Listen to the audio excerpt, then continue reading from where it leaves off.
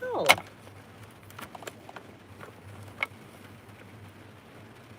I should get my tripod.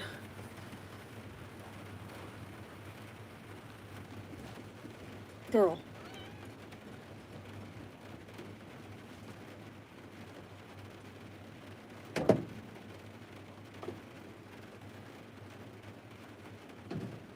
Suki, please stop, Mama. Please, I'm literally begging you right now.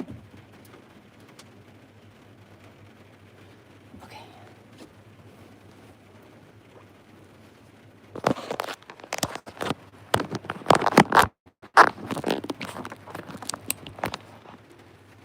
All right.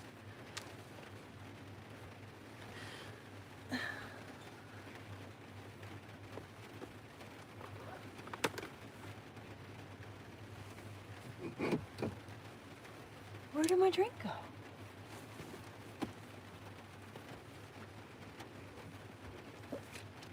All right, there it is.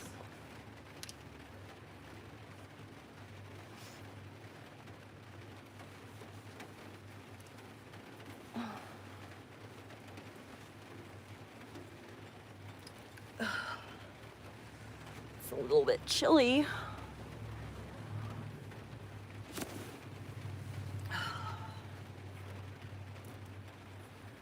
It's been a night.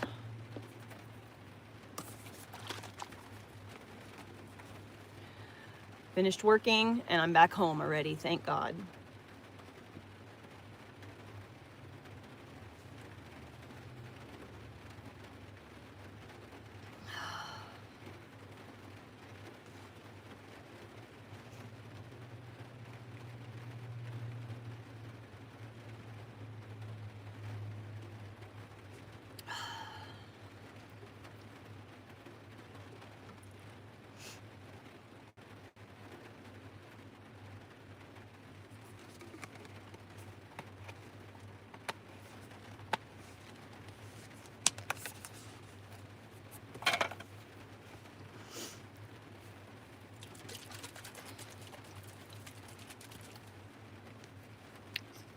What's going on, everybody?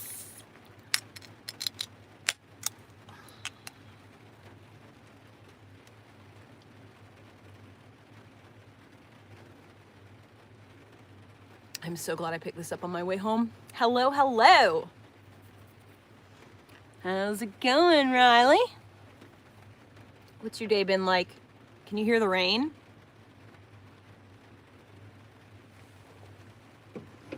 It's like a day, you know? So, I left work early because I own my own business and I can do whatever I want.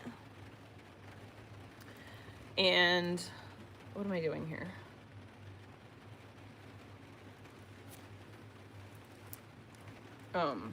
Yeah, I left work early.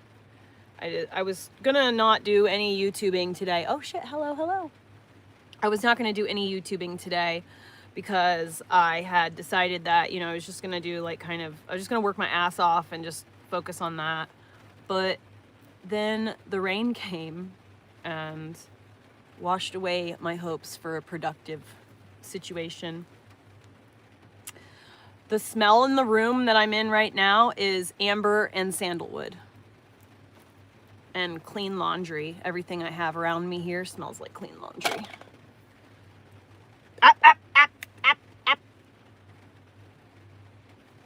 Sorry, I thought you were Suki. I didn't know you were my mun bun. Please don't. I love you. Guys, I started watching that Tyra Banks documentary, the America's Next Top Model or whatever. Ooh wee. Have I had some thoughts? I am like so incredibly grateful that I never got that bug in my butt that was like, I want to be on television. I want to be on a reality show. Not this guy. No, thank you. Damn it. I'm gonna have to turn the freaking light on. What did I do with my light? Do you want some food? Are you hungry? Are you hungry?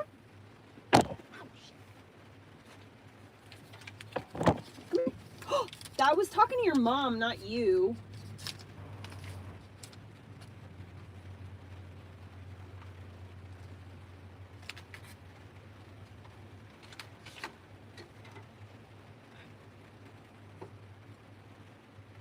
Come over here, Mama.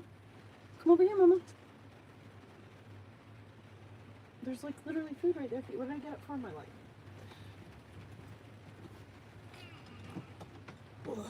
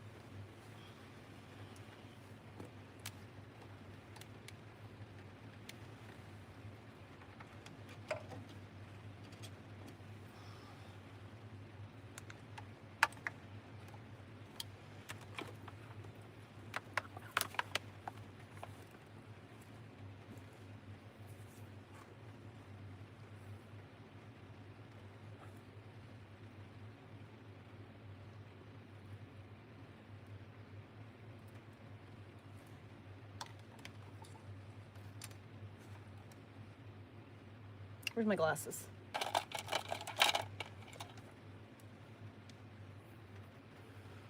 Oops, sorry, I'm missing things. I don't like the smell of patchouli. So, wow, that's awesome. Good for you.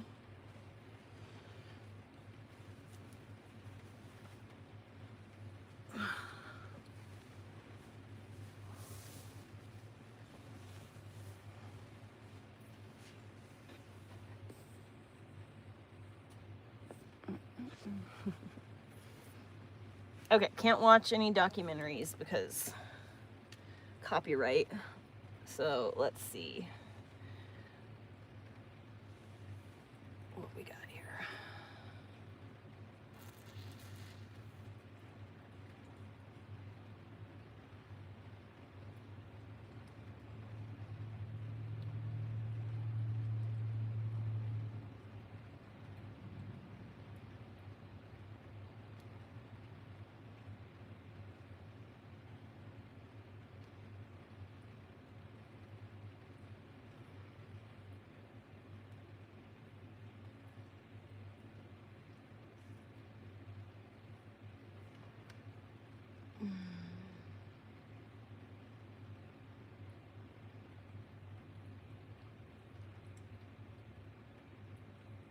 Interpreted. What the police are describing on the way to the hospital is a guy fighting back.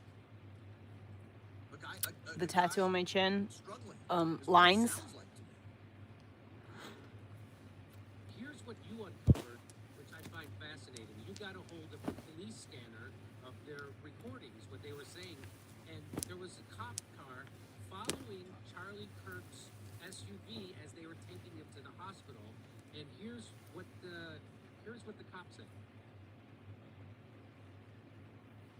He says 212, everybody get off the radio. I've got a black SUV northbound on Wolverine Way, passenger doors open. Someone trying to hang out.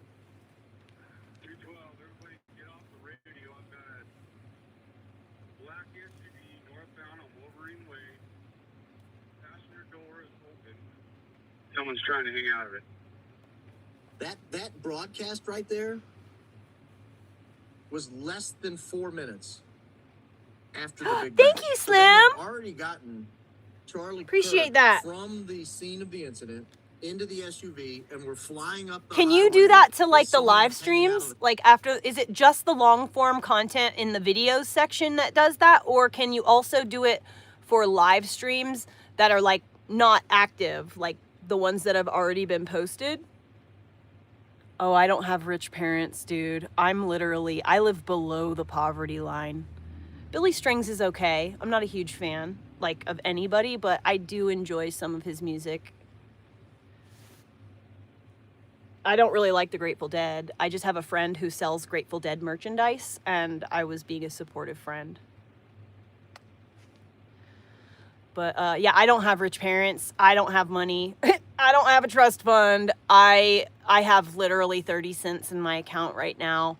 I had $125 and like 60 cents, but I paid. My dog needs to go to the groomer really bad, and I've been trying to find a groomer for a year who would do his hair, and I'm so afraid that, because I have like no money, I'm afraid that something's gonna go through, like an Apple charge or something like that. So I literally this morning, the appointment is like the 25th or the 26th, but I sent the girl the money today. I prepaid for the appointment because I'm so afraid that something's going to deduct the money and then I won't be able to afford to do what I need to do for my dog. And so so no, not a trust fund, baby, at all. I think Trump had something to do. Oh yeah, are you kidding? He definitely knew. Yeah, for sure. I definitely do live in a holler down yonder, but not in Appalachia.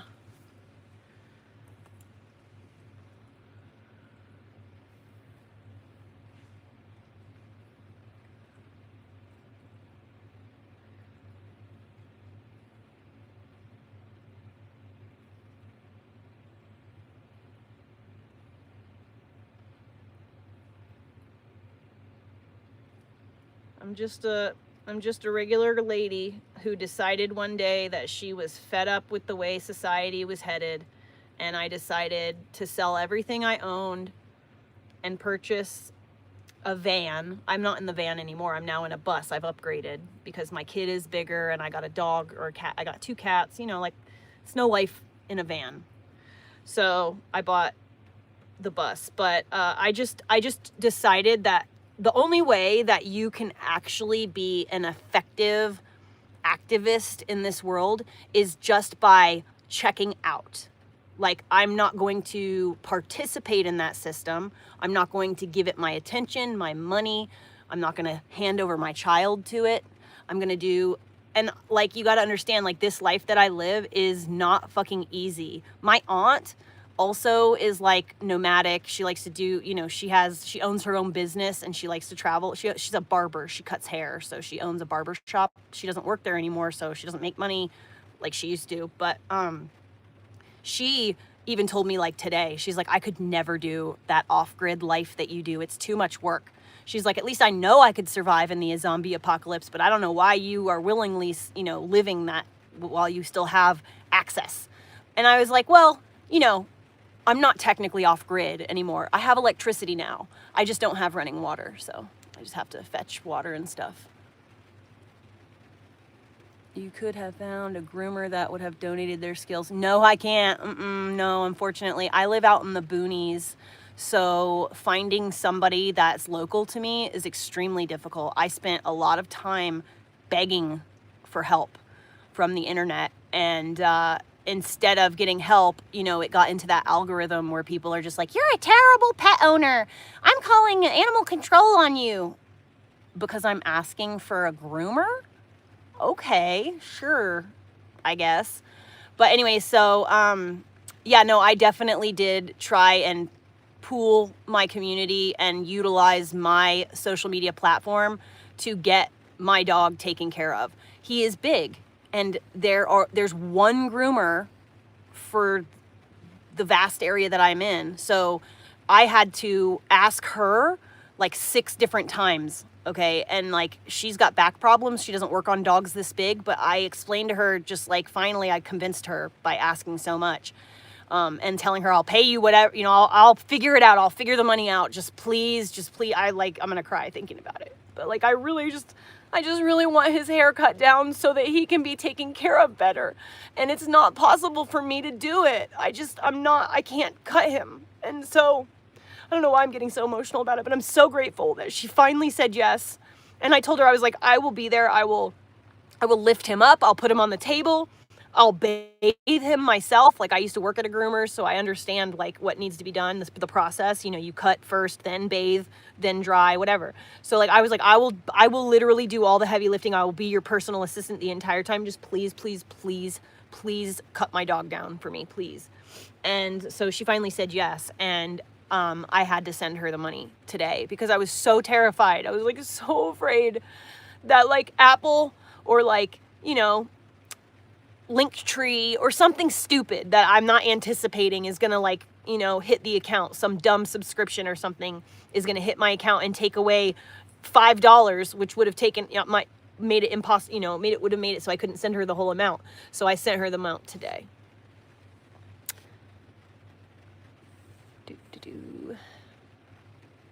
A river and a lake. A flowing body of water versus a standing body of water.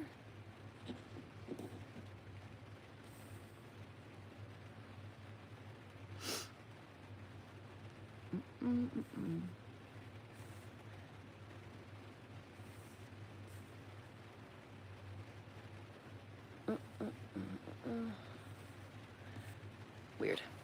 Yes, it is a crescent moon. Oh, my fucking knee. I didn't say money. I said, oh, my knee.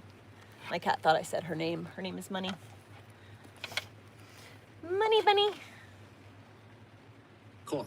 Here is a bit of confusion. Our first little bit of confusion that enters. This is where they think they have another victim because of someone else. I love you so much, but I just started knitting. I literally just finished loving on you. So there was some confusion there. Hey, maybe.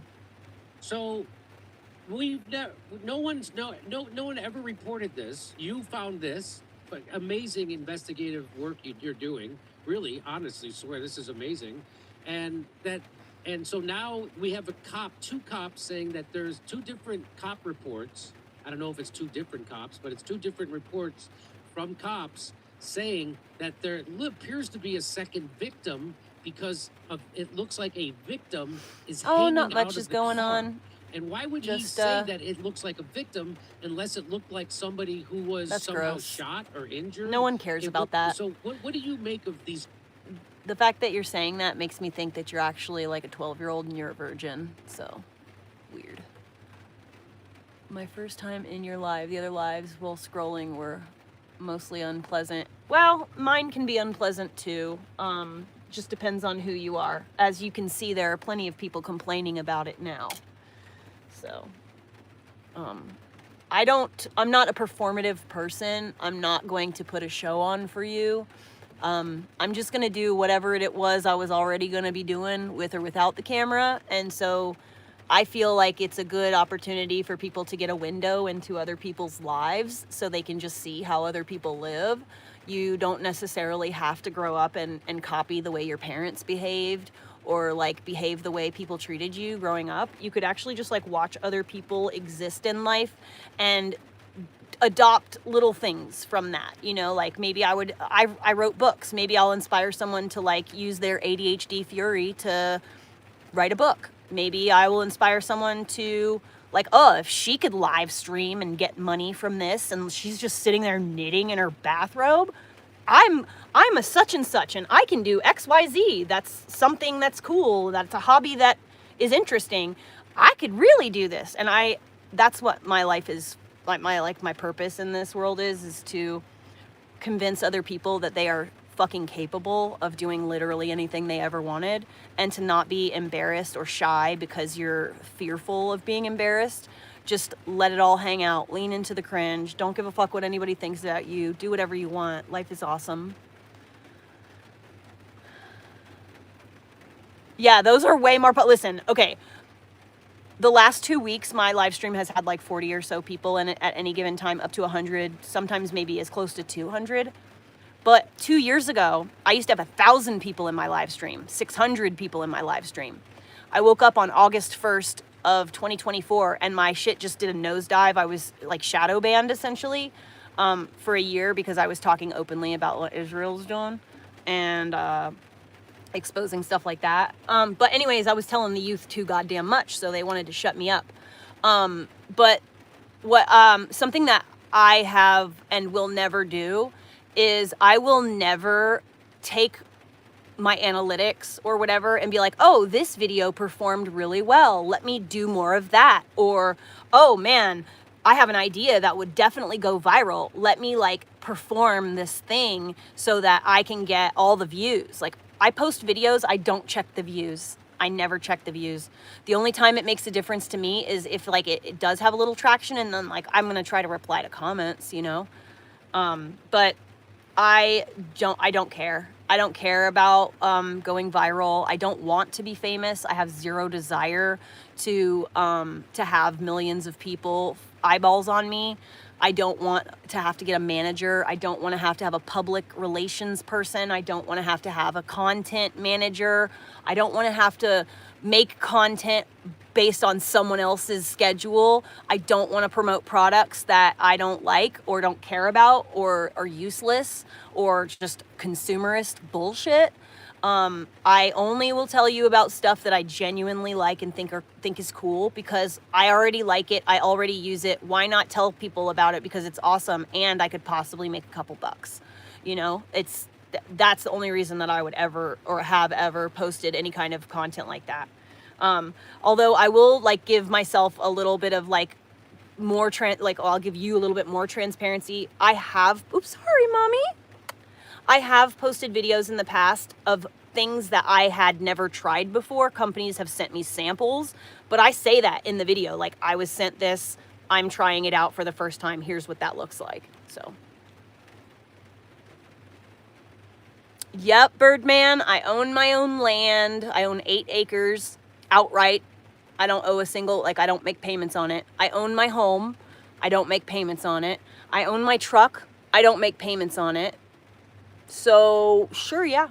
Bad financial decisions made by me every day. You guys are retarded. Thank you guys so much for engaging with my content and making the algorithm send more people my way. I love it when you just can't help yourselves but say something. It's so awesome. Please tell me how terrible I am. Tell me what a loser I am. Yes, I did work for that. What are you talking about? Do people just like usually just like what? I don't have rich parents, so you used to work with hate. Yeah, no.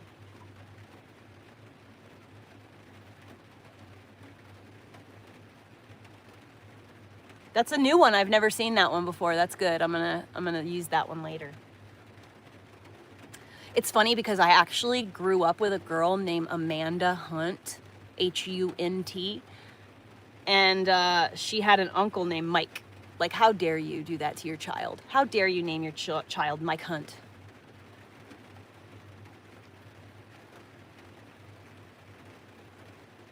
That's cool.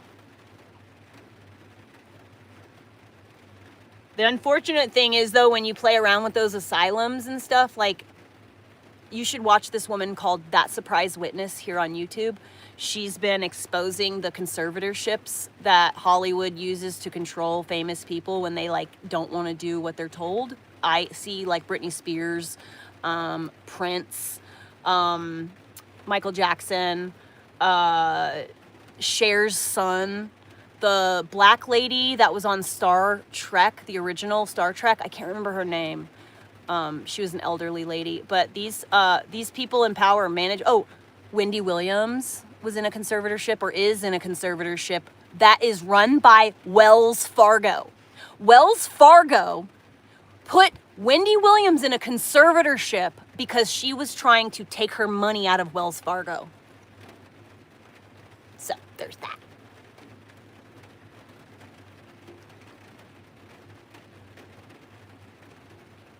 I am knitting a beanie right now. I mean, let me just tell you guys, though, we need to bring asylums back. I think sometimes we need to bring back shame and there's people are fucking wild today.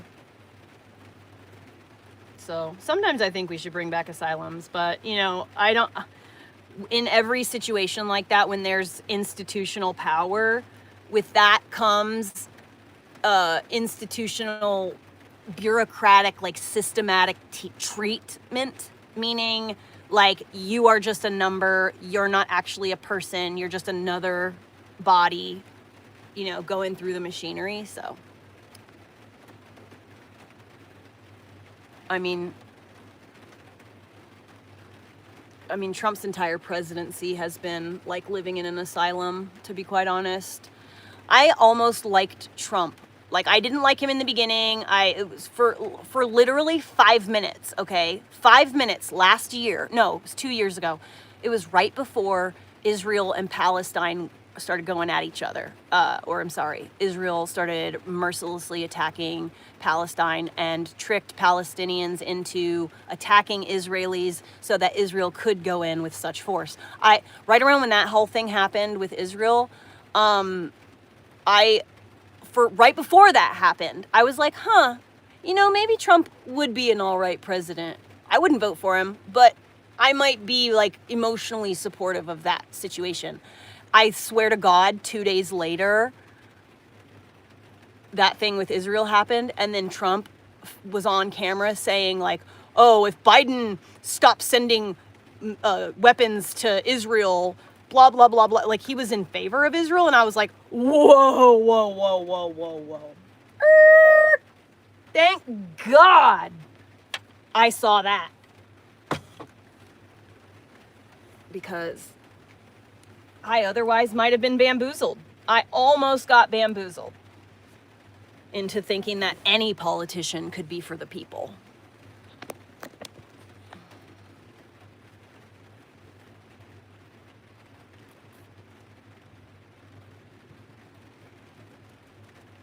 I have been, when I was 13 years old, I attempted, and they put me in it wasn't an asylum, but it was, you know, the 3-day hold with grippy socks. And it was fucking wild in there. Like, there was a kid who was like locked in a room with a magnetic lock, and he would literally shit on the floor and throw his shit at the door. There was a girl in there who had taken LSD, and she was only like 14. She was like my age. She had taken LSD, and she never came out of it. And so she was like hearing voices, and she had like gone, like her parents sent her to the place. It was wild. It's called a Baker Act. No, it's a 5150 in California only.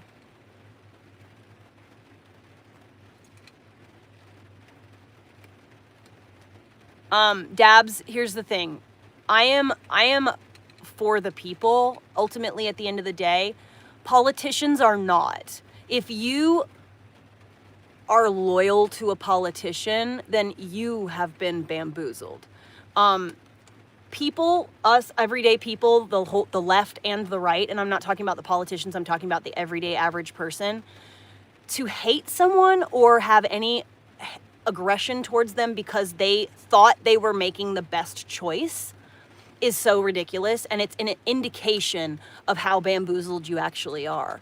Your everyday average person isn't out there doing the shit that's causing us all these problems. We're all in this together, okay? And by pointing fingers and like being superior, you are perpetuating the system that they have built for us, and you are making them go, worked like a charm. You are feeding them when you do that.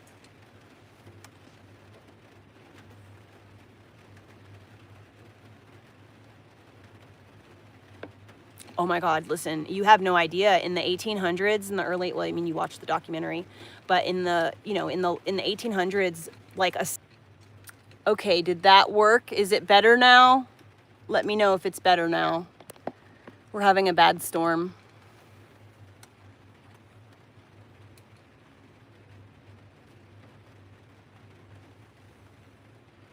Oh shit, it's buffering like crazy, huh? Oh shit, it's buffering like crazy, huh? Oh. It's better. Good. Anyways, so yeah, Justin, exactly. You know, we need desperately to realize that we've all been bamboozled for quite a while. And the only way to reject that is to reject the entire process. Like, I live in the woods. I refuse to participate in the system. I refuse to shop at certain places. I refuse to be, I am civilly disobedient. And that is the only way that we're ever actually going to be able to overcome this, is I just refuse to participate in the system. I didn't hand over my child to the system. I refuse. I just refuse. I've opted out. I've unsubscribed.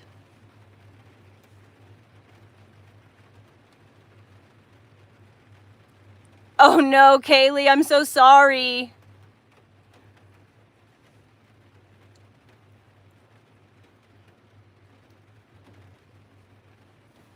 Oh, yeah, so in asylums in the 1800s, that shit was just a place for people to be experimented on.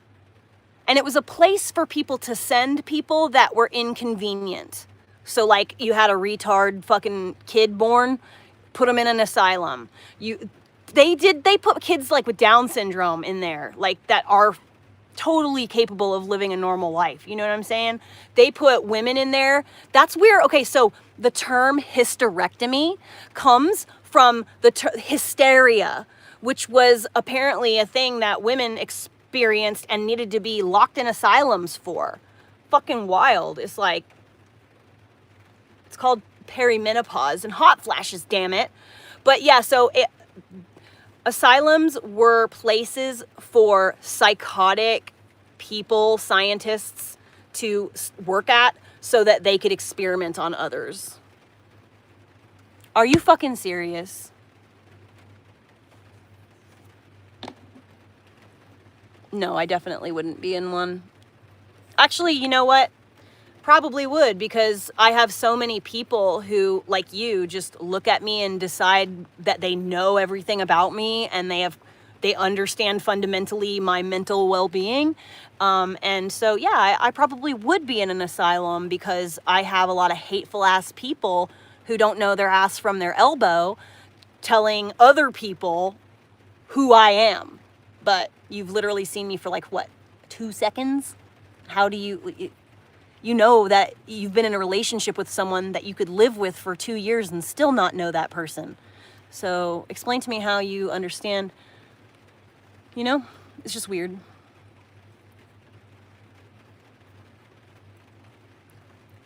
You will be in the song because you're so easy to read us being crazy.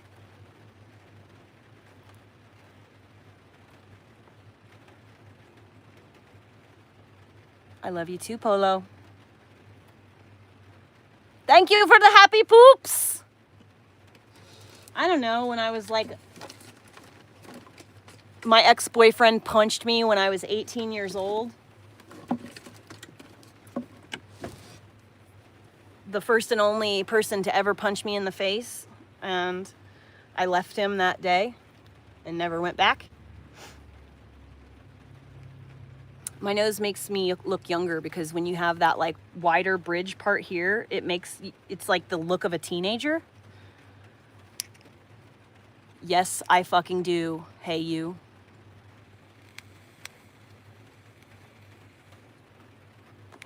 No, I don't date black men. I don't date white men. I don't date any of them. No, honey, that's called a donkey punch. That's different.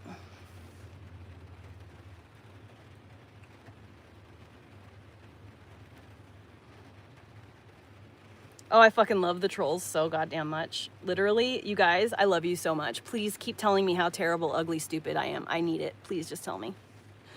Fuck no, I'm not a vegan. Do I look malnourished too? I thought I was chunky.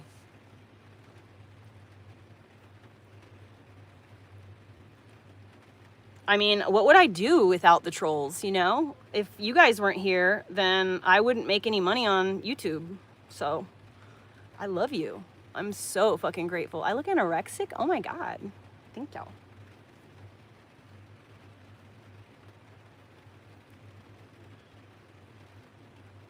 No, I'm just poor and can't afford to eat, so.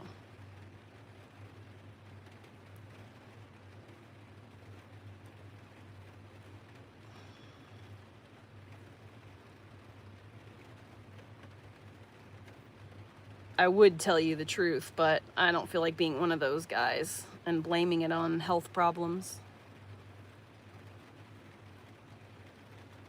Also, it's none of your business. I get, like, it depends. So if the person stays in the, like, so let's say not YouTube subscriber, right? Just a regular non-subscriber to YouTube. I get, like, I think it's like 60 cents or $1. I can't remember what my RPM is for, like, it's rates per milli, which is 1,000. But it's different for the live streams than it is for just like regular content posted. However, when the live stream goes from being an active live stream to being posted, then it converts over to the monetization process that the long form content would take. So once this live stream is no longer active, it goes to the RPM way of paying it. But while I'm active in this live stream, I get, I think, like $1 for every time you watch an ad. I get an automatic $1 each time, or it might be like 50 cents. I get automatically paid. If you have YouTube Premium, like the YouTube subscription, you being in my live stream for longer than 30 seconds, I've already gotten paid. If you start commenting and engaging with my content, there's a little bit more for that. So they don't really ever explain it to you how it works. So you just kind of have to like suss it out on your own. It's a very complicated process on purpose. So.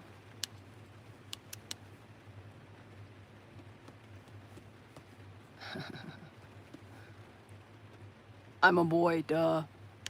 Didn't you read about me in the newspapers? I was the first trans man to actually give birth to my fake vagina.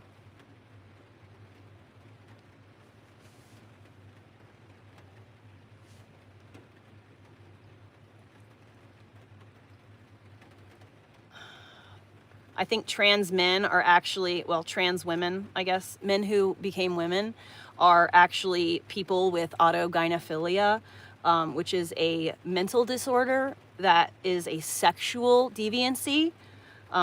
They get off on feeling womanly, feeling the tights, feeling how the tights are all up against their junk, feeling like they have boobs. Those are the guys who go into like, they dress up like women and go into the fucking, the bathroom and harass other women, actual women, and they go in the changing rooms and they jerk off and film themselves in the mirror jerking off. Yeah. I'm not bitter. I'm fucking stoked.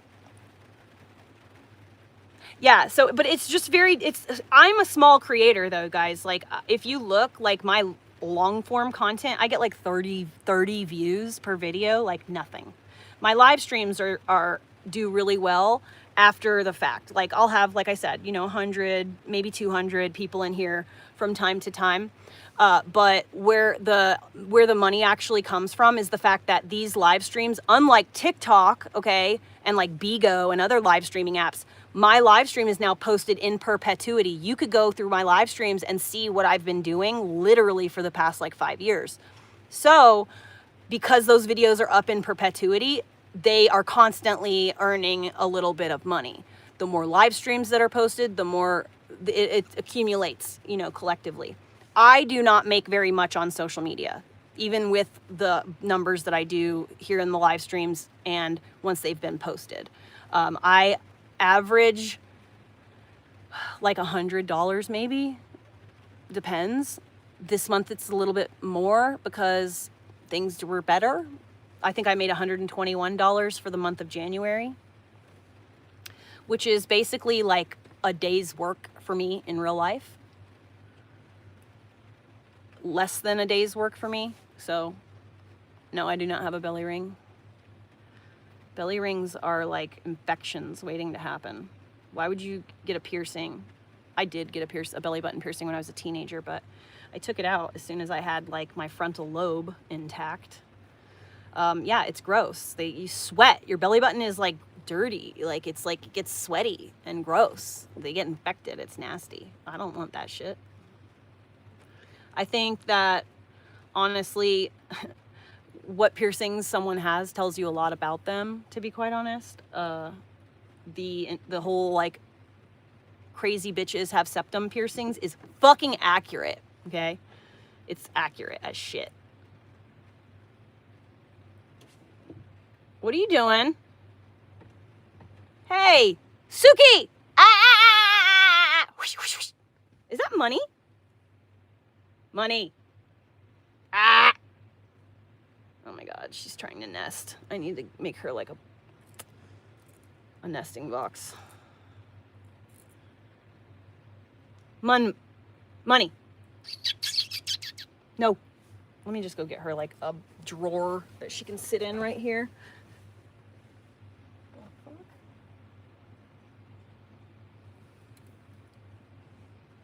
Be right back. I'm gonna go get my cat a spot. Oh, baby, when you talk like that, you make a woman go mad. And something and something and something. I want to ride and the hips don't fly and I'm starting to feel you fall.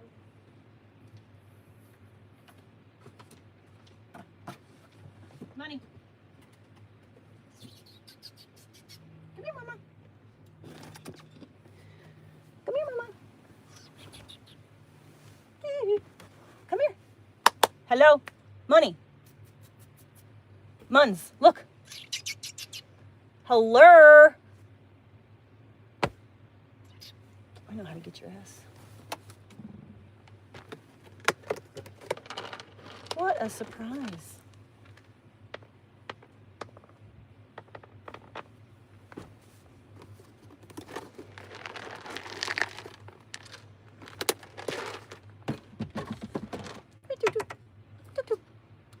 Come on.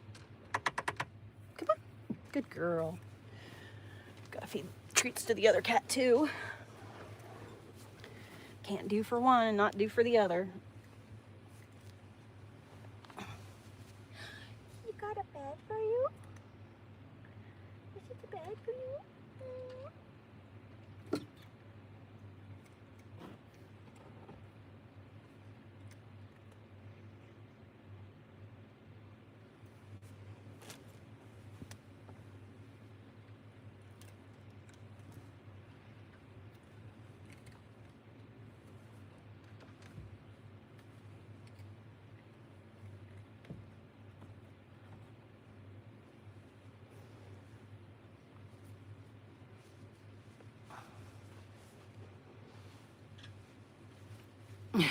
Not all men, but always a man. True story. I think she likes it.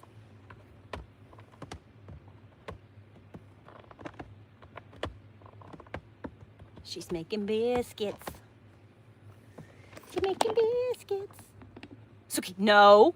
You leave your mom alone. I said no.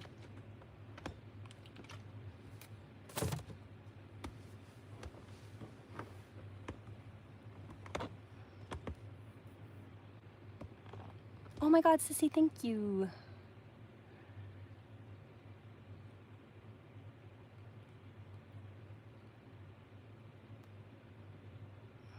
How many letters has that car had?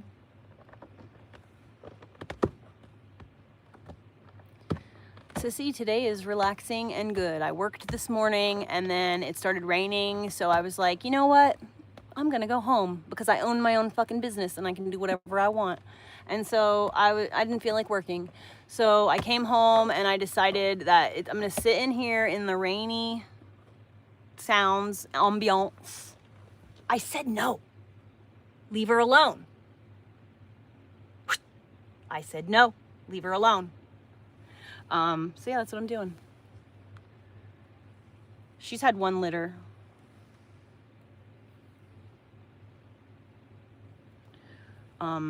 But her kittens are highly in demand.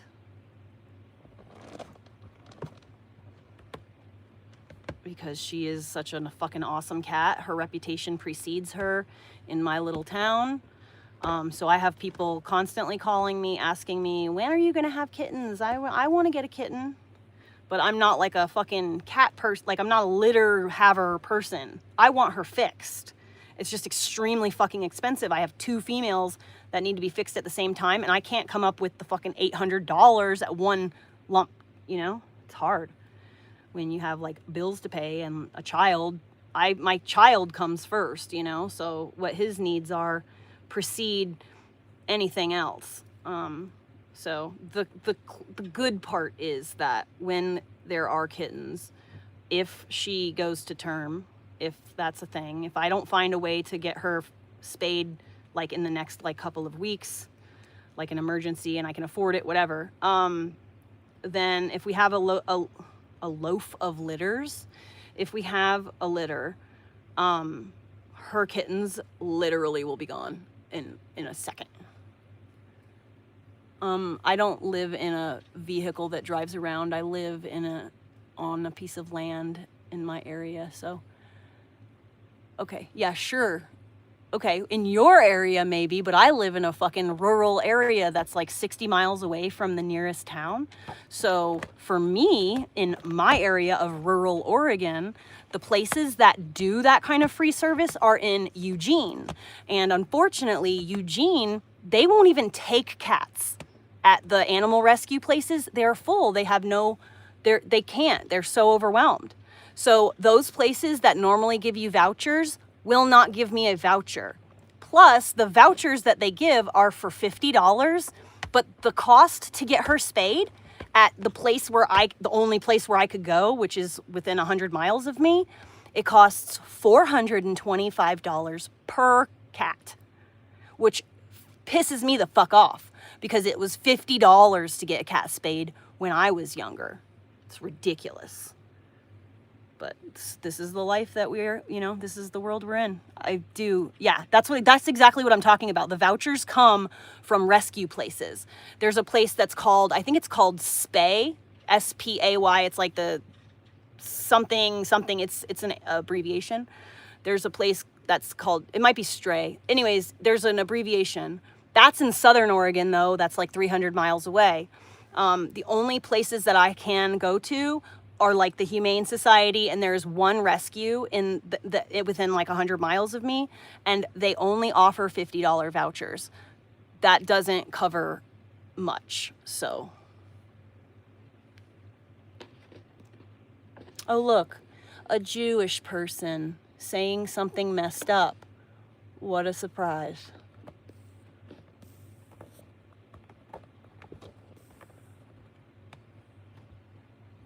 I have called around. That's why I'm confidently telling you what the cost is, because I have already done this many times. And I check every year because it's a constant thing. So, no. A voucher is a pre-described amount that you are given a piece of paper, which is your literal voucher. So it says $50 on it. You hand it to the person, and then that reduces $50. I've used the vouchers before. I've had other animals. I've gone through this. So, no, the vouchers are the amount that you will have reduced from the end cost. Yeah, see, like, and the fact right now, especially, it's probably going to be more expensive because she's pregnant right now. So, because it would be, a spaybortion is what they're called, because it's even more. My smaller kitten would be cheaper, but it would still be $425. If I can get her a spaybortion, I will, because unfortunately, like, I don't want her going through labor. That shit's really rough on the body. And I don't want to risk losing her. She's my best friend.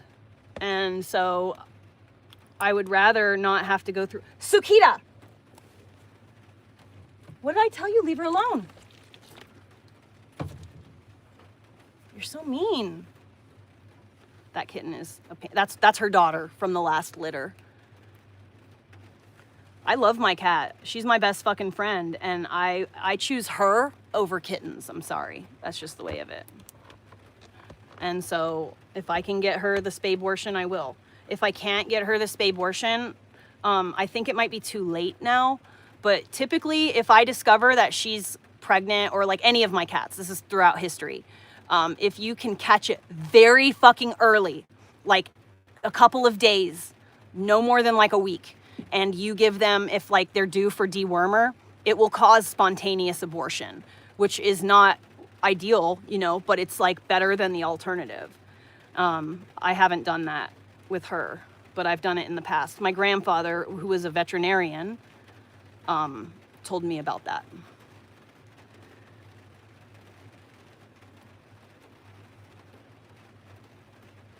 But I want to get her fixed. I really do. It's just not something that I've been able to do because it's so much gosh darn money. And I make an income. I can survive, you know, barely, but I make enough of an income to survive and keep my kid alive. And like I said, it's just hard to have like that kind of a lump sum. And if I try to save money, I need propane to stay warm. I need gas to get me to anywhere. I live in the middle of the fucking woods. So keeping my kid taken care of takes precedence over anything. And, you know, I'm really good, and she's, you know, this is only the second time she's ever been pregnant, and she's 5 years old. So do a really good job at making sure to keep her, you know, obviously it's not perfection, and, you know, mistakes were made.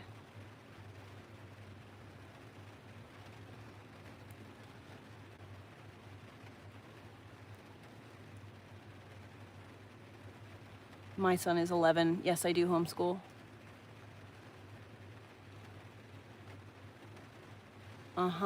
Abandoning their kids. Yep. I told you, Suki, no. She wants to be left alone.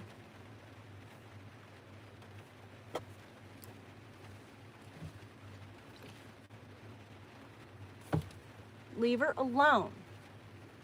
Okay?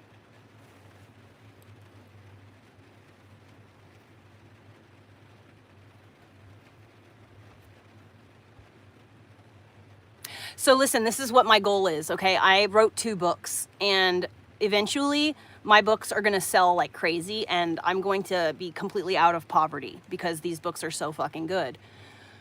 I just have to figure out how to like present them to the world. I'm not good at networking and hawking things to people. I'm not good at selling stuff to people. It's just not an interest of mine. But what my goal and my plan is, once I reach like infinite money, let's just say, I want to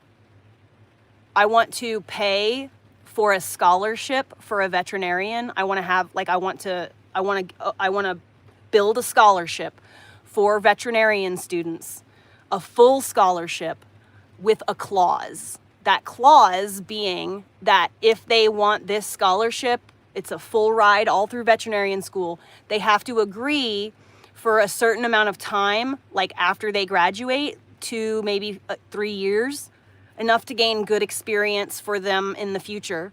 And I will pay for the van. I will pay for all of the equipment, but I want to sponsor a veterinarian student who will then graduate veterinary school and will be a mobile spay and neuter like place, so that they can go out into rural areas and spay and neuter pets for free.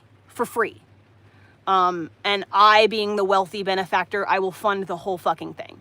I just want veterinarians out in rural areas servicing cats and dogs for people who, like me, the circumstances just never fucking line up right.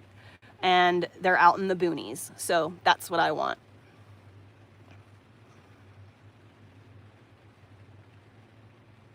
Is that a thing? I wouldn't even know how to reach out to someone like that. That's a great idea, though. Animals. It's a genius idea. I had never even thought about that. I'm not a big content creator. I have like 200,000 followers on TikTok, but I don't have like mutuals. I'm not an influencer. I'm not interested in influencer culture. I'm not a luxury designer kind of person. I'm also not wealthy. And so our interests just don't overlap. I'm not into makeup. I'm not into wasting money on things I don't need. I'm not interested in being comfortable all the time. So I just really struggle with the content creators. See, that's why I have animals, though. My animals are my active companions. They're not just luxury. They're not just pets. She earns her fucking food. I live in like the middle of the woods. There are mice, there are voles, there are moles, there are raccoons, there are fucking like all kinds of shit out there that want to destroy my happy joy. You know what I mean? So I only have her because I needed a mouser. And that is what she is. She's the best. Like I said before, her reputation precedes her. Everyone in my town knows about my cat. They know what a good hunter she is because like the people who I've lived with here have all gone out and told everybody about like, oh my God, this cat's fucking amazing. She takes out, dude, she takes out fucking, there's these things that they're called like, I call them kangaroo rats. I think that river rats are another thing, but they look like fucking marsupials. The body of the rats are like this big around the haunches, okay? The tail is like this long and it has a poof of hair at the tip of the tail like a gerbil does. They're crazy huge. She fucking takes those fuckers out and she will eat like the whole thing except for like the waist down. Like it's so much meat. She genuinely cannot finish it. But she's a great hunter. And so because of her prowess as a hunter, her kittens are in demand in the rural area. So I know that these kittens will go fast. I know they will. But I don't really want kittens. I don't want to deal with it. I don't want to deal with it. I don't want the smell. I don't want the chaos. I don't want my fucking house getting torn up. I don't want piss and shit on my floor. I don't want blood. Everything about it, I'm just not interested in doing it. And I'm so upset that it wasn't something that I could get taken care of. Like I was just saying when I first started this live stream, I've been trying for a year, okay? And I was like, here's money, please, anybody take my money, to find my dog a groomer who will, I don't want him bathed, I don't want him styled, I don't want him blown out, I just want him shaved. I just want him shaved down. And it took 6 months, and like messaging this one person who lives local and is a dog groomer. I had to convince her by telling her how amazing my dog is and how worthy he is and how he doesn't deserve to live miserable and itchy and like we really need fucking help. I had to convince her. And then I told her, I was like, listen, I'll pay you $50 more than anyone else will pay you. I just need my dog taken care of. And so she finally agreed. Thank God. I'm so excited. I'm so grateful. So his appointment to be groomed, I literally paid her today. I only have $125 fucking dollars and like 30 cents in my account. And so I sent her, I was afraid that like Apple or Linktree or some dumb subscription was going to hit my account between now and the 25th. And I was afraid that I wasn't going to be able to pay her and I was going to have to cancel that appointment. So I called her this morning. I was like, can I please just send you this money right now? Even if you aren't feeling well on the 25th, we can reschedule. I just want to get you paid. So that way I am not unable to do this for any reason whatsoever. I don't want his not being able to be groomed to be my fault. So I want to pay you right now. And so I paid her. So I have no money. I have $0 to my fucking name now.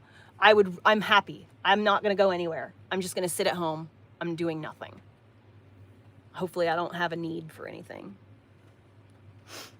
Prove what? I did buy a razor, actually. TikTok, I've got like TikTok shop stuff, and actually this company sent me a dog grooming kit. It's like a vacuum dog grooming kit thing, but he's a big dog and it gets hot. His fur needs high quality clippers, the like little clippers that are designed for trimming your pubic hair or like your hair. It's not going to work. And I'm sorry, but these dog grooming kits, they are just regular walls that have been adjusted so that they don't get so hot, but they still do get hot, and they will not cut his fur. His fur, he's a Great Pyrenees. And so it's just not, I've tried. That's why we're at this point, is because I've already gone through the rigmarole of attempting to do things myself. I am a very self-sufficient person. I don't like paying other people to do a thing that I could just do myself for free. So he's been my dog for 4 years, or 3 years. He's 3 or 4. I can't remember. I think he's 4. I've tried in the past, and not only did it look like shit, he looked like botched, but it also, they got hot and they broke. So yes, that's exactly why I'm doing it, Saunter, is because I know once it's been done, I can maintain it. I can maintain it once it's just, I just need a professional to get in there and just get them all done. And then once that's done, I can keep up with that. I can maintain that, but it's just too much the way that it is now. I received this dog. He was a year old when I got him, or 2 years old. I can't remember. I think he was like 18 months old. I received this dog as a livestock guardian. He was never supposed to be indoors. He had never been inside of a house before. They kept him chained up outside 24/7, okay? And I obviously felt terrible about that. So I adopted him and I took him. And I tried to utilize him as a livestock guardian, but what I realized after it was only about 6 months, it might not even been that much. He is not meant to be a livestock guardian. Sure, he's a Great Pyrenees. His parents were, no, I said, leave her alone. She doesn't want any. She doesn't want any, know about the teachings of Jesus Christ. Thank you. He's not meant to be a livestock guardian. He's just not. He is an indoor, he's like a chihuahua inside his heart. He's a lap dog. He is a sweet angel of a pup. He's a floor ornament. He doesn't want to go for rides. He doesn't want to go for walks. He doesn't want to play out in the yard. He literally just wants to stare at the front door 24/7. That's literally all he wants to do. I've had him for 4 years, so like we've been down this road. I've tried everything. Getting him to the groomer is going to be a shit show.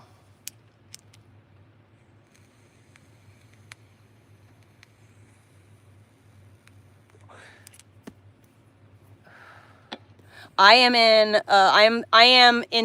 the lane, or Eugene, Oregon would be the closest town, but I'm still like 60 miles away from that. So if you want to look in Eugene and find something for me, my email address is heather@subliminallocks.com. And you can email me anything you find. Okay. I'm 1,000% open for help. I desperately need help. So yes, please, please, please, if you can help find, I don't need a groomer. I got one now. I need to get my girls spayed, and I need it done fast so that she can get a spay abortion and she can get taken care of before anything else happens. I absolutely want the help. Yeah, that's heather@subliminallocks.com. And that's, Eugene, Oregon would be the closest town. Be right back. Gotta pee.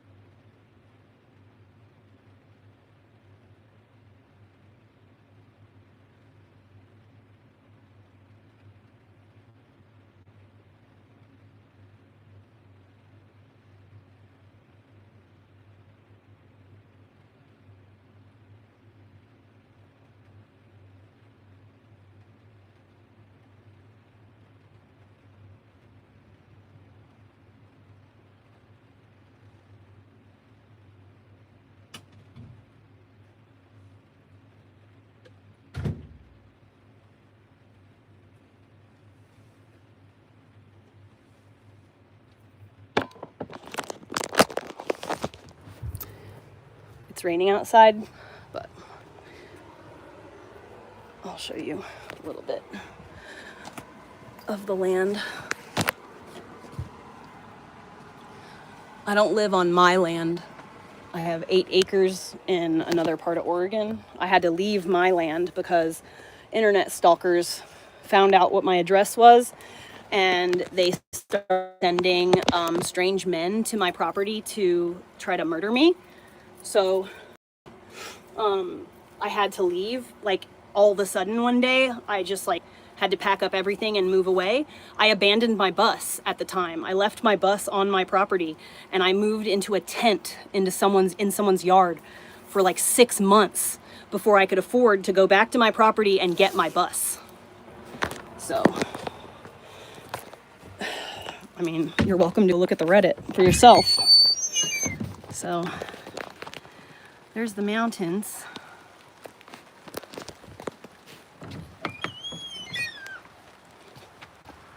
I got a waterfall here in my backyard.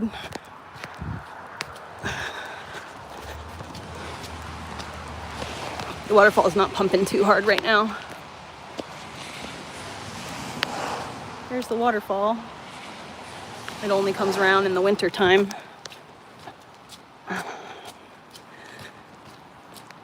Where I live is an area that burnt to the ground about 5 or 6 years ago. And my friend bought this property right after the fire. He got it for a steal. The house, there used to be a house on the property. There's not anymore. Might as well check my mail.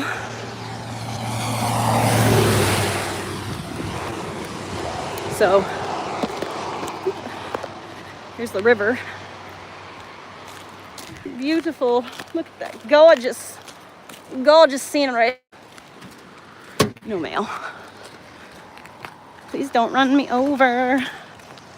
Look at the pretty mountains. Gorgeous.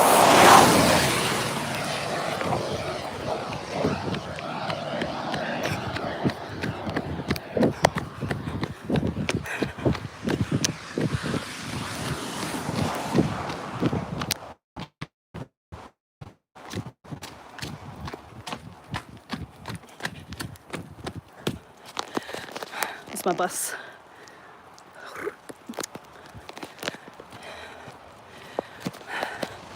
It's my house. Okay. There you go. I showed ya.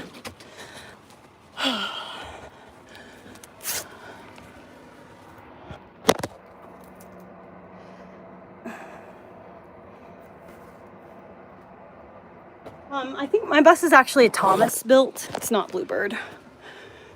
Let me turn the heat up.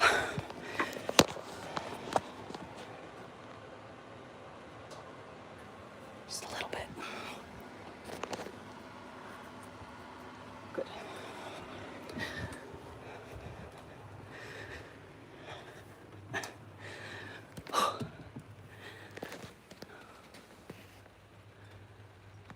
I knew you'd be happy in there.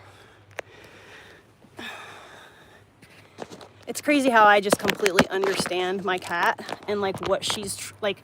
She'll be doing something and I will know what it is she's trying to do, and I'll just do the thing for her, which has made her like anytime something is wrong with her, anytime she's sick or in pain or she's been attacked a couple of times, she's been shot by fucking asshole kids with BB gun. So like anytime she's ever been injured or in pain or unwell in any way, shape, or form, she comes to me and she like lets me know. If you watch my live stream from 2 nights ago, towards the end of that live stream, she started like seeming in lots of pain, and so I like, you know, I did exactly what she wanted. She wanted a full body massage. Diana, what? If you don't like the way something tastes, would you eat it? Why would you continue to watch somebody who you don't like? Why are you filling yourself with things that you don't enjoy? Do you enjoy being an asshole? Do you enjoy just being a hateful, miserable bitch? Or you just like the taste of shit sandwiches all up in your mouth? This tastes like shit. I just love it. I'm just gonna keep eating it, even though bleh, bleh, it tastes like shit. Bleh, bleh. Like, if you don't like something, just stop consuming it. It's literally the easiest thing on the planet. All you have to do is swipe away.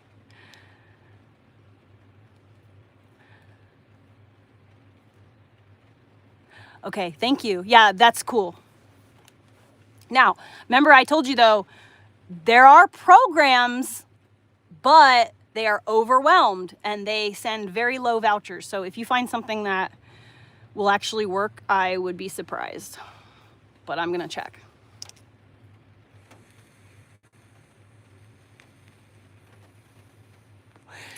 You could tell people like that to go away as much as you want, but at the end of the day, they enjoy consuming things that make them miserable.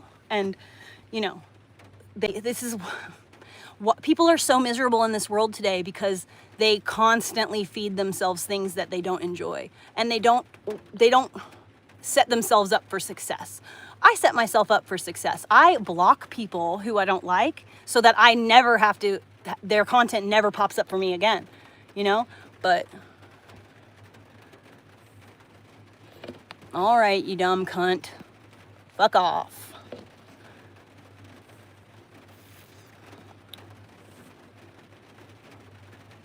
A clinic in Eugene, $180. Thanks, Shadow Titan. Because of, like, you know, the volume of idiots, I tend to keep to myself.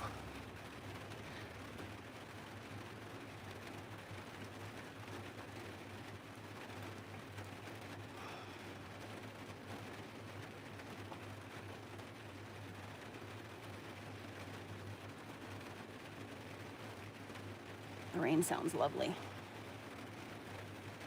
Not now, no thanks.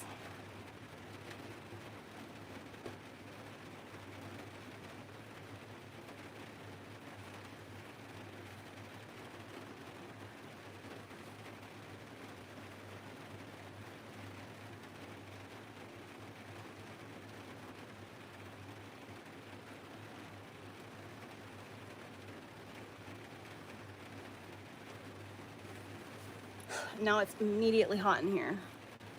Getting old is so much fun.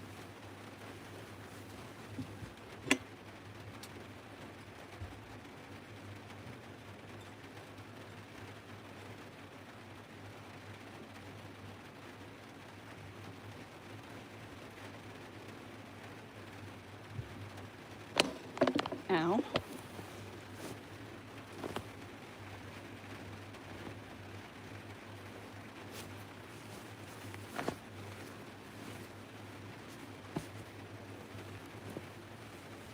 Okay. Yeah, this is the place.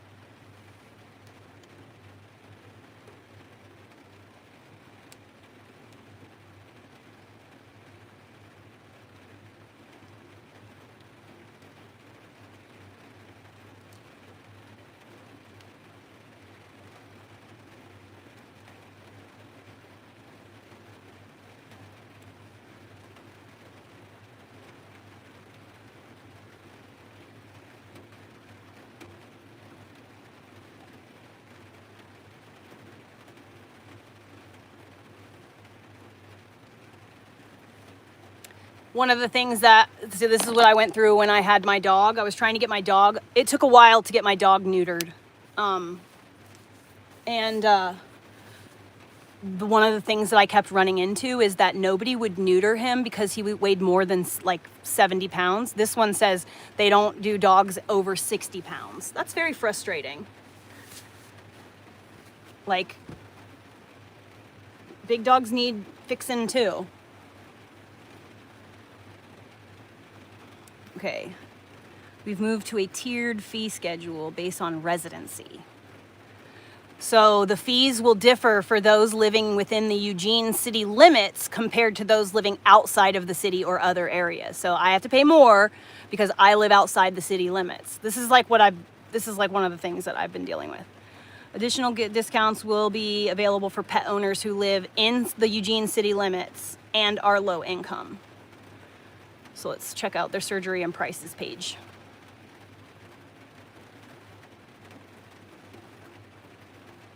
$200 per cat, so $400. So that's what we're looking at, is still $400. At least it's not $800, it's half the cost, but I still don't have no $400 fucking dollars at one time. You know? The cats belong to Josh. Oh. No, I can't, because they have to have the thingy, and if they contact his people at his place to find out, like, to verify information, I don't want to get him in trouble. So but I don't want to take the risk of getting him in trouble. I'll talk to Josh about it though, see what he thinks. I charge my phone. I have electricity. Lights on.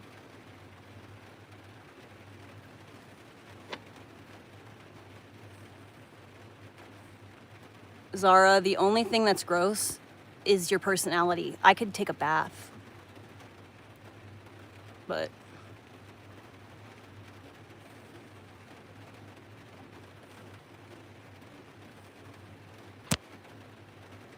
stop.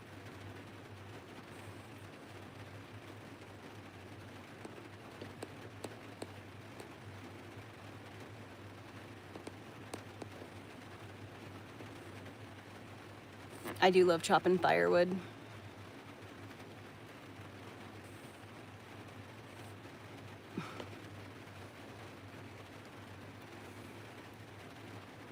Do you think that hurts my feelings, big man? You think you got some kind of power being like, oh, you're clearly 50. Okay, cool. I'm clearly 50. Great.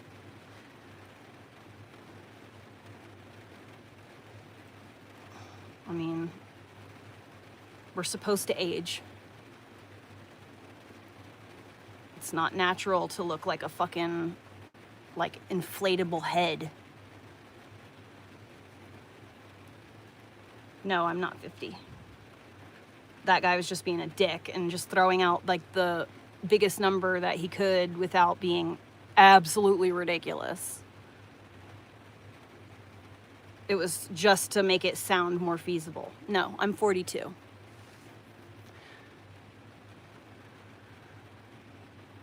I am trying to get my cats spayed.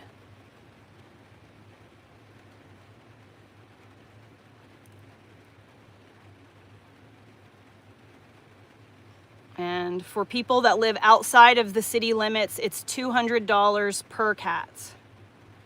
I have 2 cats. But most likely, because my one girl is currently, like, she's like a week pregnant. It's been about a week. Maybe a little bit more than a week. A few days past a week. Because of that, it would cost more money if they even will perform the surgery. Sometimes they don't do spay-abortions. Sometimes they do. It just depends on the place.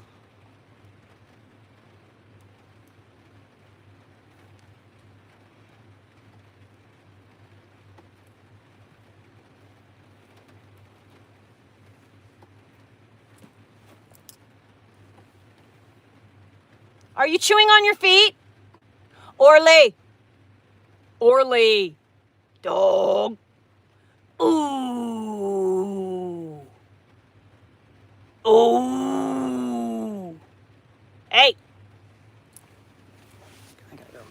locks on. Are you chewing on your feet, sir? Excuse me. No chewing on your feet. I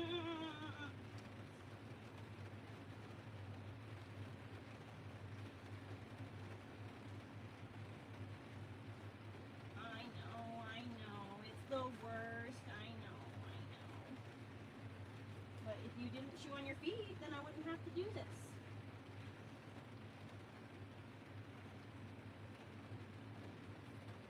I know you can't help it, so that's why we're just gonna do this.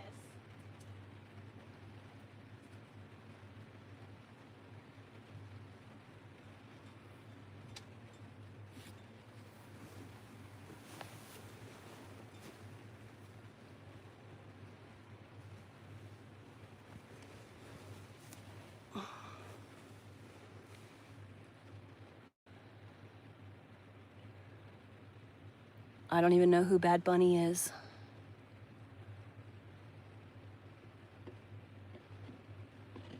Call. Okay, bye-bye, you fucking tard.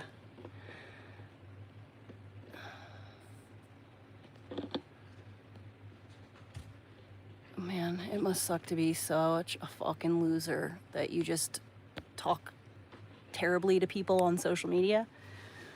I'm so grateful that I have like something to do with myself that makes it so that I don't even consider behaving like that.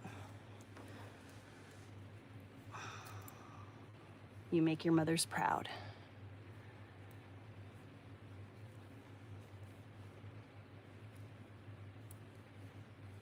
Exactly, Lee. And they're also, so my grandfather was a veterinarian. So I've watched the entire like world of veterinary practice change. My grandfather was the kind of person who would come to your house in the middle of the night if anything was wrong with your animal. And now I can't even walk in the door of a veterinary clinic if something is like deathly, like my animal's dying, right? If my animal's dying, I literally cannot go to the vet until I pay them money to walk in the door. It's disgusting. And all the old time vets are all passed on and, you know, retired and stuff. So Leah, I don't listen to those people. I might play around, you know, and go back and forth with them a little bit because why not? And so.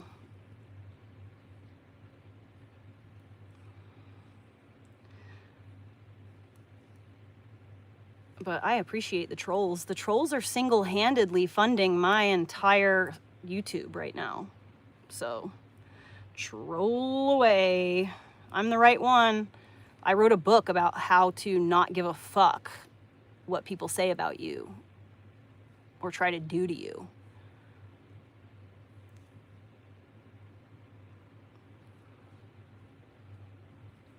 All right, another dumb cunt who can't fucking do what's right for herself. I guess I'll take away your shit sandwich for you. Bye, loser.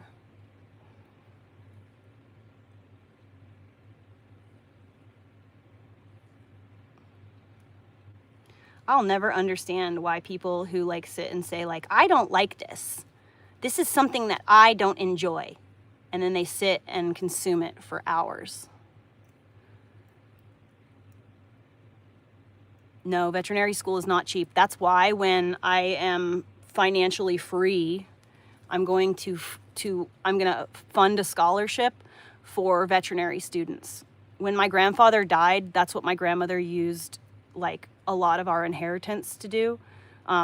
It wasn't very much. It was just like a couple $100,000 that like we were going to get. And my grandma took half of that and she put it towards, there's 11 of us grandchildren, 4 adult children of his own. So like I didn't get shit. My mom took all of my inheritance and used it for drugs before I even had a chance to turn adult age. But that's what we did. My grandfather was a veterinarian, and so we used some of the insurance or whatever it was. I don't know, I was a child. Whatever the money was, wherever it came from, we did a scholarship for a veterinarian student. And it was cool because When the girl got the scholarship, she like wrote a letter and was like, you know, wrote a letter to us, thanking us and stuff like that. So it was really cool.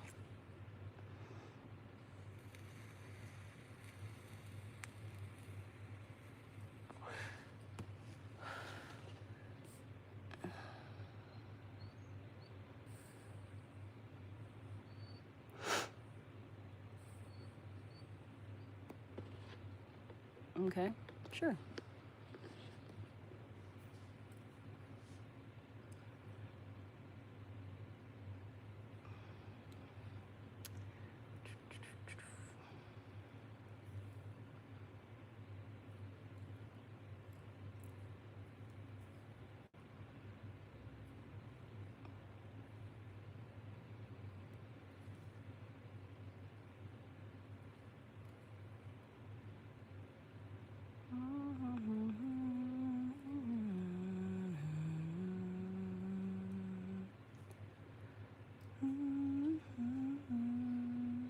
I know you want to lick your feet, but you can't lick your feet, baby.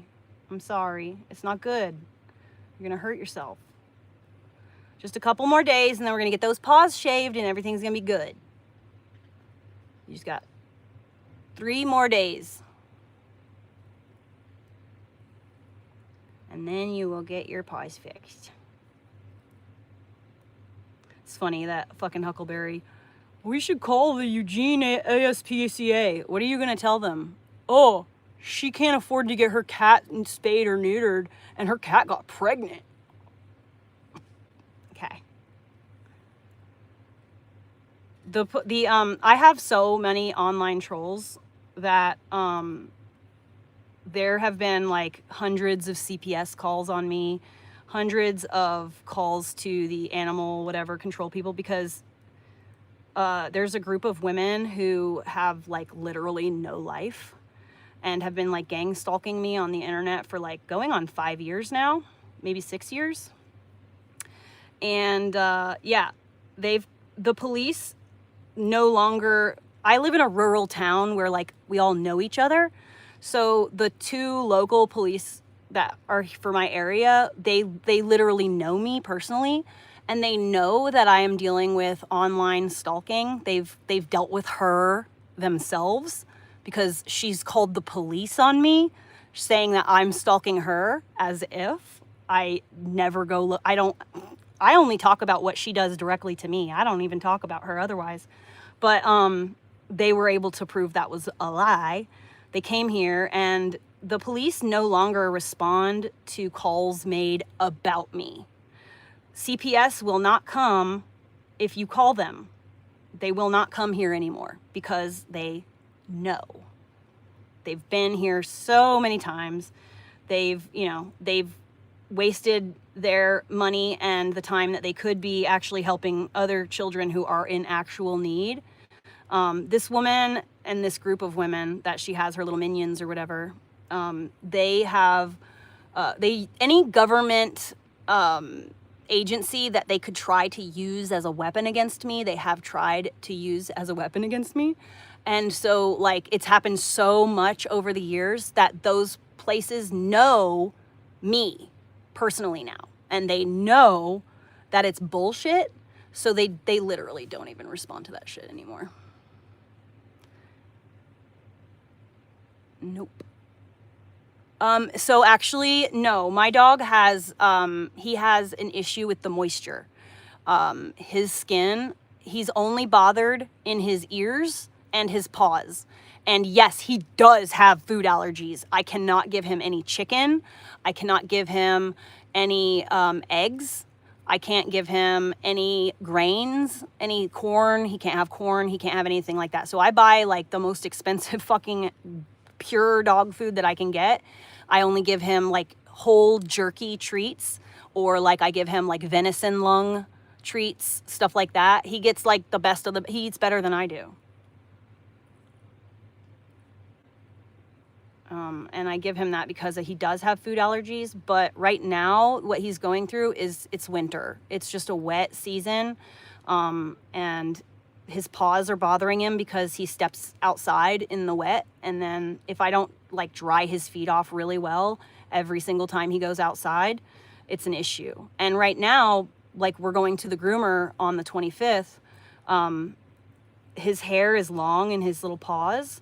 So it's like holding water and it's not able to fully dry out. And then he's, you know, licking it and shit. So it's making it worse. And he's trying to lick all the water, which then causes irritation and makes it worse. And so in the wintertime, every single winter, he gets like Frito feet and Frito ears. And this year I am trying my best to, well, I'm solving the problem. Like I'm paying someone to get him clipped all the way down so that I can then maintain that and try to keep him in a better way. Like as of right now, with his fur being the way it is, he's shedding his winter coat, and he's got an undercoat. He's a Great Pyrenees, so he's got like a really soft undercoat, and then he has like a long outer coat.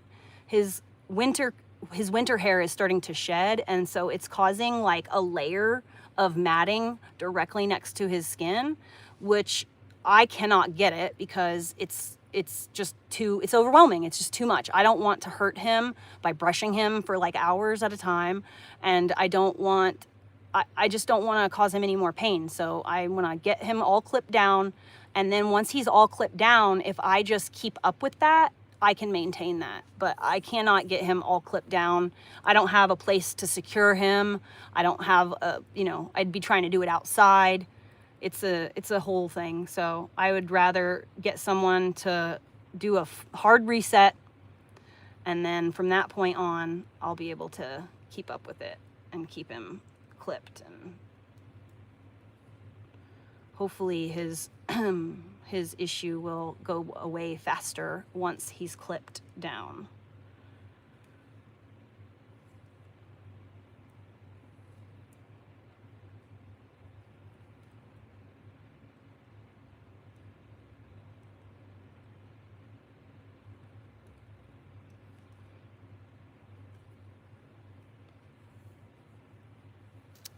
It is $200 per cat at this place that the girl just sent me a little bit ago.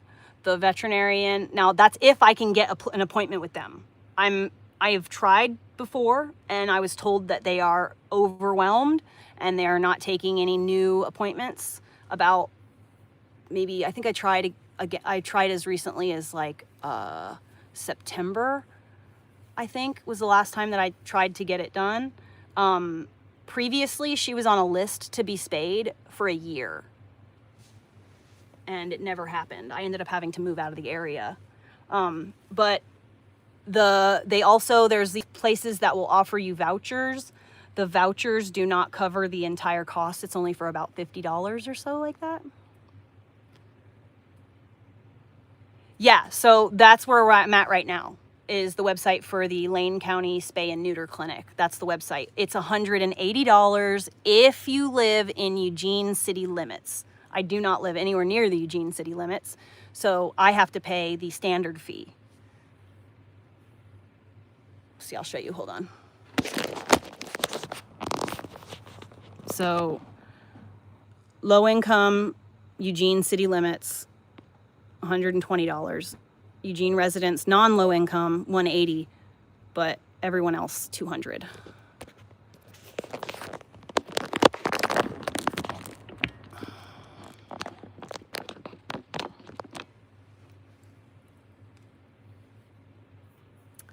It's not my fault that the economy is turned upside down.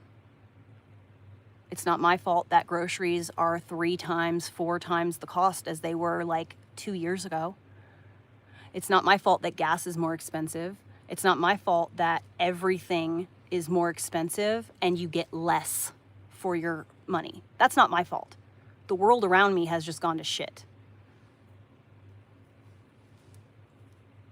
So I'm making the best out of the situation that I'm in. And I do a damn good job for the situation I'm in. Which, you have no idea. Because you're just a disembodied commenter on YouTube who could just be like a literal Israeli bot. I don't even know. It's not even just Joe Biden, dude. You got to realize that they have bamboozled us all into hating each other for what they are doing. It's not, Trump is not amazing. Biden is not amazing. Anyone who feels the call to political careers are already narcissistic, sociopathic people. You know what I'm saying? These are smiley glad hands. These are not your everyday average person, and that's why they go into political careers. If you find that you are loyal to a politician, you genuinely, and I know this is used a lot, but you genuinely might be in a cult. Our politicians are supposed to be loyal to us. We are not supposed to be loyal to our politicians. Politicians are supposed to be gone the minute they no longer serve the people. But they have managed to feed us this constant stream of, look what they're doing, look what they're doing, look what they're doing, look what they're doing. Okay, look what you're allowing to happen. You're the government. You're the one that's facilitating all of this. So people wouldn't be able to do any of this weird transing the kids shit unless you facilitated it. So it's them. It's them. It's the people in power that we have to blame. We as everyday average people just going to work, raising our kids, just trying to fucking survive in this fucking world and do our best. We are not each other's enemy. We are each other's kin. We are in this together. So it's absolutely freaking ridiculous how so many people have bought into that bamboozling and are just like, you are ensuring the success of the elites, of the Epstein fucking crew, by blaming your fellow man. So sure you can, Lady Turnip, but I mean, I know what I'm doing, you know. It's just a matter of what I'm capable of.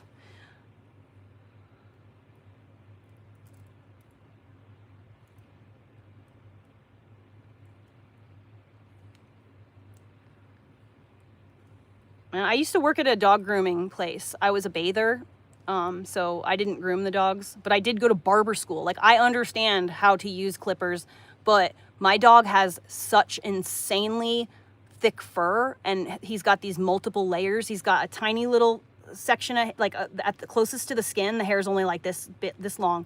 Then he has this like super soft, like, down layer of hair that's about this long, and then he has his long hair. So it's a matter of getting down and really stripping that bottom layer. And I have one of those like stripping combs that you can use on horses and to help them shed their winter coat. The problem is that he's got such sensitive, soft white skin. He's basically got cat skin. You know what I mean? And so you have to be gentle with him. It hurts. And I don't want to hurt him. So I want to cut it. And then as it regrows, I will keep up with it. But this past few months, I have not been able to keep up with like brushing him as much as he desperately needs to have brushed, or he just needs to be groomed. Like, I am perfectly happy with allotting a certain amount of money every so often for his grooming care. I will do whatever I have to make that happen. And it's easier because like I could go to work and make $100 in a day. I cannot, because I end up gassed to go anywhere. It's hard for me to hold on to that money and then build upon that and have another 100 and then another 100. You know, like I can't get my hands on a chunk of money at one time because life is nickel and diming me to fucking death. Yeah, I own my own business, so. Well, that's crazy for somebody who does so well financially, Pub for Life. It's crazy that you're like in a live stream of a random YouTuber. Like, wouldn't you be like so successful and fulfilled with your bounty that you like are doing something with yourself? Why aren't you in your garden doing something with yourself? Why are you here? Doesn't make any sense.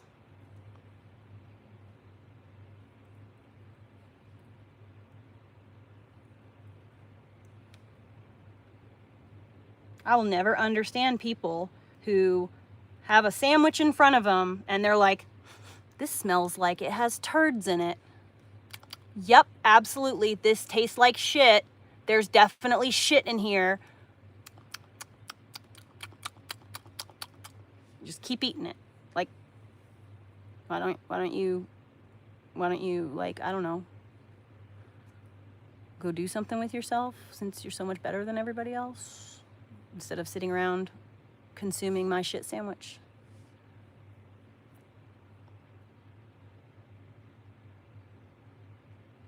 Right, because owning a business, doing all the work for that business, being a mom, having all kinds of chores in your home, because I live like basically off grid on a homestead. I also am house sitting for another couple who I'm taking care of their cat over there. So sure, taking 10 minutes to brush your dog is a thing. Yeah, and typically I have been able to maintain it.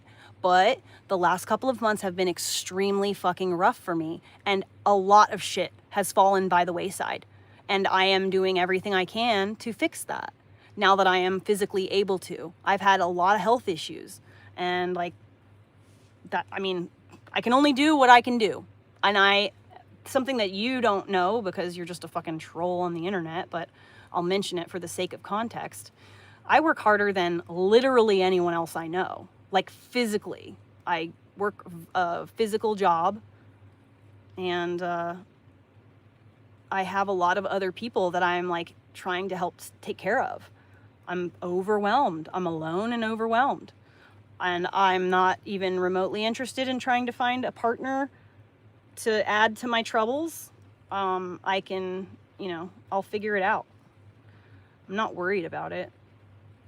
I mean, I'm a little worried about my cat, but that's just because I don't want to deal with kittens. I'm already overwhelmed.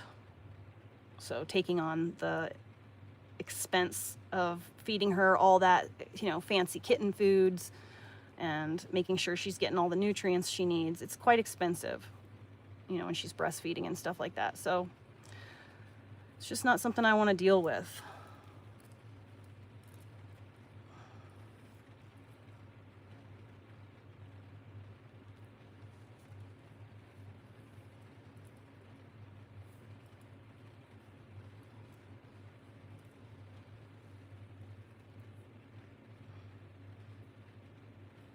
But, you can judge and have your opinions all you want. I don't really care. Your opinions aren't going to affect my life anyway. And you can't gaslight me into, like, questioning myself or hating on myself. I know how hard I fucking struggle to do the right thing. So you can't ever take that away from me. And if you don't think it's good enough, well, it's a good thing that I'm not here to fucking please you. It's a good thing I'm not in your household trying to fucking keep you happy. Because, to be quite honest, your happiness is your own responsibility.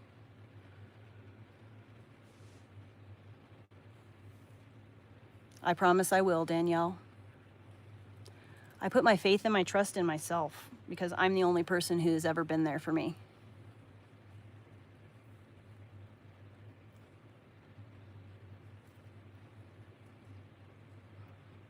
Yeah, I'm going to call them. I'm going to call them for sure. I am going to call them. No, Danny. Thank you.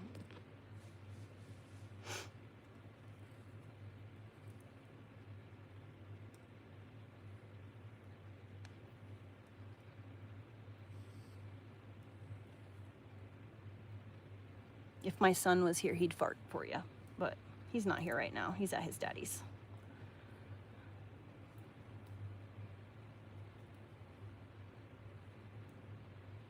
You wouldn't even have to ask. He'd just fart.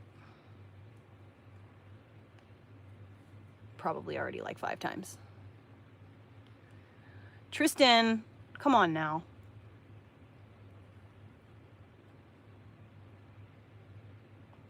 My skin doesn't tan. I turn red and then I peel and then it's stark white underneath. I don't tan at all. At all.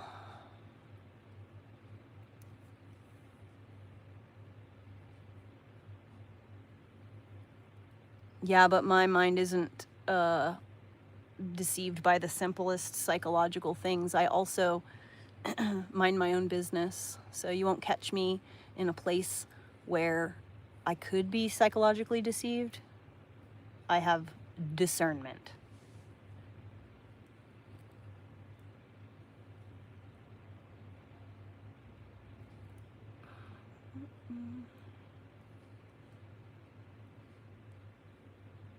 I mean, I could be sitting here going like, oh my God, I'm a white woman, a single woman, all alone.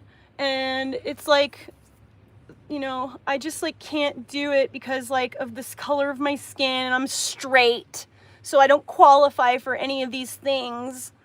You know, like I could play the DEI victim, but you know, most likely it's never those things. People just like to use that shit as a way to victimize themselves.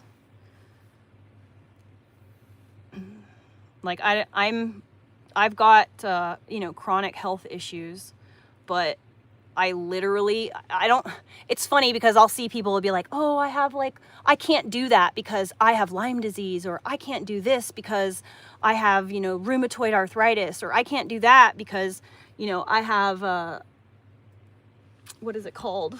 Stomach issue, whatever. But it's like, yeah, I have all that too, and I still find a way to like get shit done. Like I still work a physical job, and I still, you know, I still work my fucking ass off. I don't have the luxury of being able to just, oh, well, I'm physically disabled, or I'm chronically ill, and therefore I'm just gonna like stop doing XYZ. I can't afford to do that. If I stop doing XYZ, everyone in this house will die. So chronic illness or not, it doesn't matter. You still got to go to work and get shit done. Still got to do my chores. I barely survived like the last bout of whatever this was. I had the flu and a big time Lyme disease flare up at the same time. And it was really bad. I really was in rough shape for a minute there. The month of January was really extremely difficult. But I'm still here, and I still went to work. Actually, I did have to take off, that's why I'm hurting financially so much, actually, right now, because I had to take almost 2 weeks off of work, because there was just a period there it was technically a 1 week, but it was like Thursday, Friday, which is two of my biggest money-making days. Thursday, Friday, and then to the next Thursday, Friday. I couldn't go back to work until like the next Monday. So it was just over a week, but it was 2 weeks of pay that I missed out on. And that really hit me hard financially. I'm still it's only been about a week and a half since then, and I'm just trying to catch up. Plus it's the winter time right now, and like my business is slow in the winter. I have 3 clients that go out of the country during the winter, and so they're gone. They're out of the country right now. So like I'm not doing my job over there, so I have to just kind of like figure shit out. And I don't want to take on any new clients, because when my people come back, I don't want to be in a situation where like I have to turn someone away or tell someone I can't work for them anymore. I have the absolute best clients on the planet. I'm extremely fucking lucky. I have people who love and appreciate me and show their love and appreciation.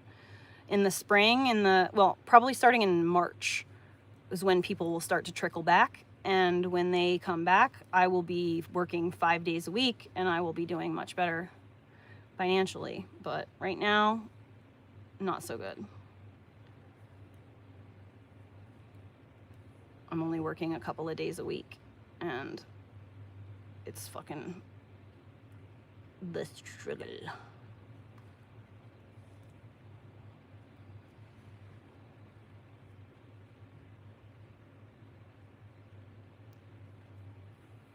Oliver, then you shouldn't be here. I selected no children, so.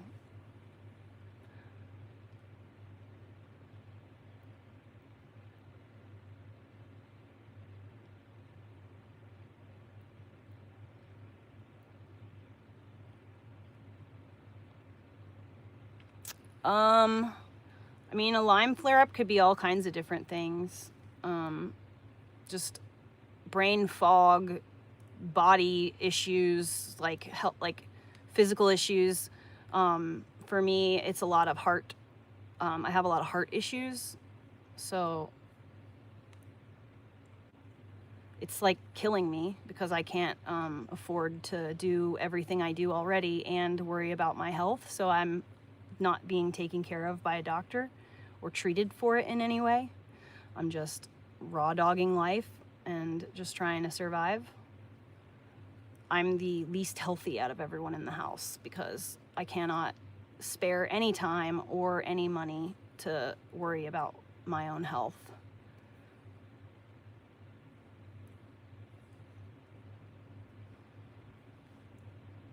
But eventually, I will find someone who can help me make my book better. The books that I wrote are very clinical. People apparently enjoy that stuff in self-help books where, like, whatever the title of the book is, the book will tell you the entire time you're reading it. By the time you finish reading this book, you're going to be able to, whatever the title is. Like for me, in my case, it would be, you're going to be able to lean into the cringe. You're going to be your most resilient self. The book, it's full of that. Like, that's the bulk of the book, is the author telling you how this book is going to change your life and how it's going to be so good for you and it's going to be this, that, and third. I don't fucking patronize people like that. If you want to know how I have become my most unfuckwithable self, here, this is literally how I did it. Very clinical, cut and dry, boom, boom, boom. But people apparently like to be patronized. I didn't know that. So I have to go back and, you know, work on my books and try and add a bunch of fluff, which I don't really want to.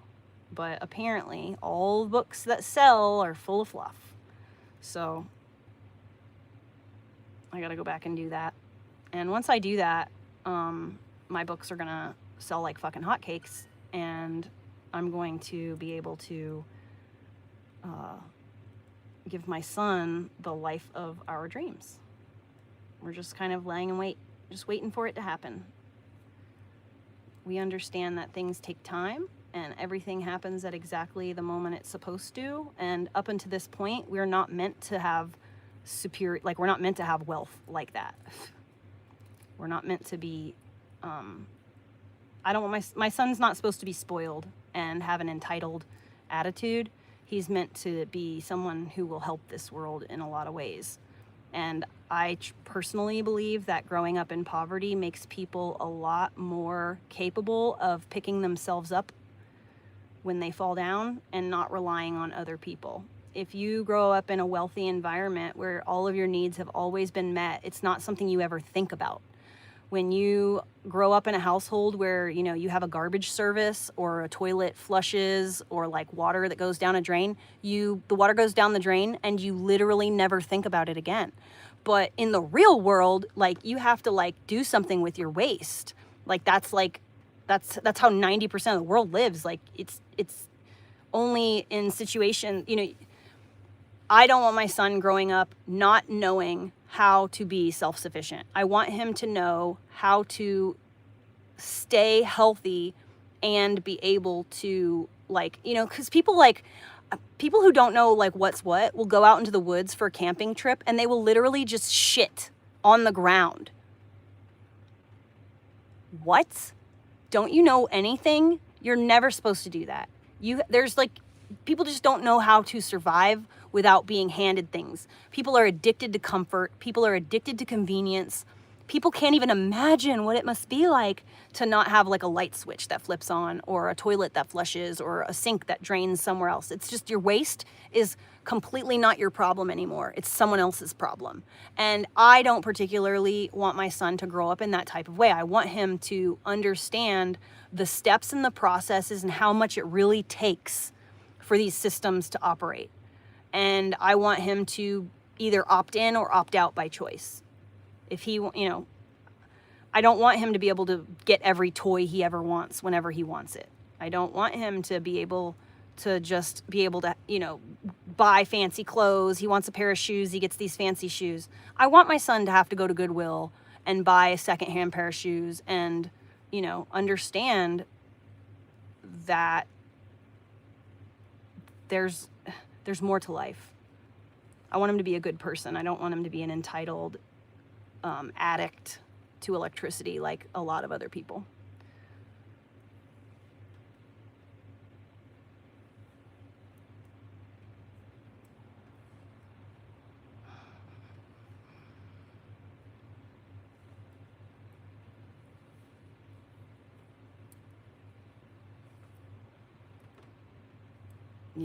Yeah, Dawn. See, that's what I'm saying. You've got zero discernment.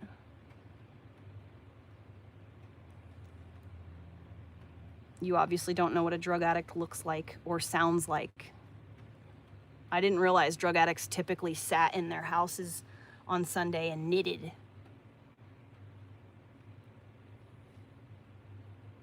But okay. Sure, you want to think I'm a drug addict? You go right on ahead with that.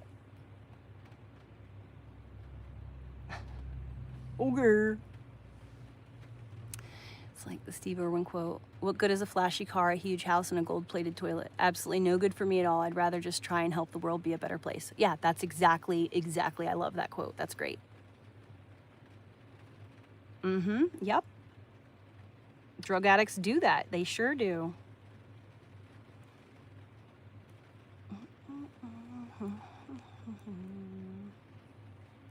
And you can assume that people explaining context to you is someone making excuses. I'm not trying to impress anybody. I'm not trying to convince you guys to believe me in any way. I'm literally telling you how it is. You could believe me or not. I don't give a fuck. It's not my job to convince anybody of anything. You want to live your life the way you want to live it? Go right ahead. You have every right to be a dumb fucking retard. That's on you. I choose a different way because I can.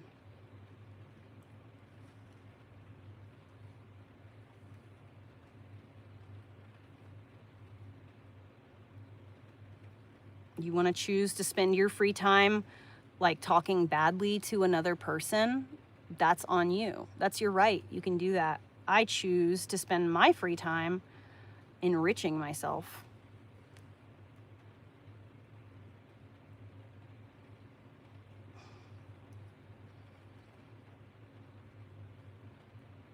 I am extremely, like, see, the thing is like, you guys are so, like, your mindset is so backwards that you, like, you think that being rich is having money. And that's, like, not it at all. Like, I am wealthy in every other aspect other than financial. It's because I've never had an adult who handed me anything in my life. I was never given information from like parents. I wasn't passed down knowledge. I was never given a car. I was never given like a college graduation gift. I was never gifted anything from anybody ever like that. Only in my adult years have I been able to like seek things out for myself. Have I been like given things. But I never had anybody to guide me through life. So I made a lot of fucking mistakes growing up. I did things the wrong way. But honestly, like, I wouldn't have it any other way. Like, today, I am a fucking awesome person who is very wealthy in so many ways because of the struggles that I experienced when I was young. Because I was never handed anything, I understand that it's up to me. If I want something done, I have to do it myself. If I want to be or do or see or experience anything, I have to seek that out for myself. It's not just going to fall into my lap. If I fall down, sitting there in that same spot and crying about how I've fallen down and everything is terrible, that's not going to solve many problems. Sure, have a cry a little bit if you want, but you got to stop and pick yourself up at some point and move on.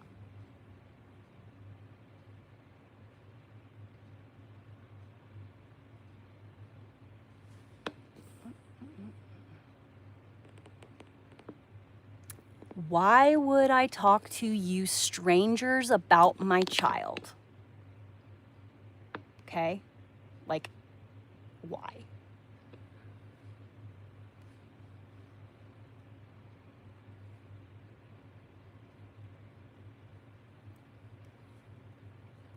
I wouldn't.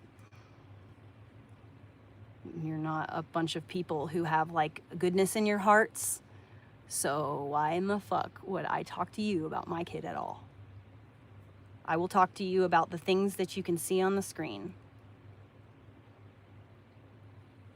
My son is none of your fucking business.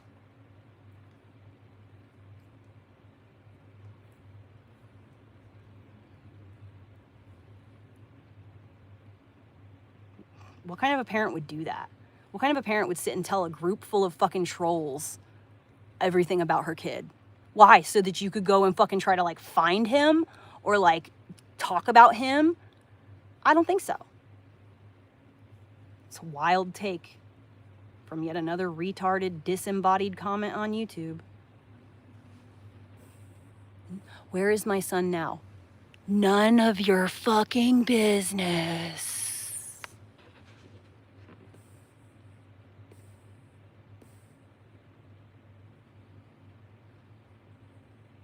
Christine, I live stream because I like to. It's fun.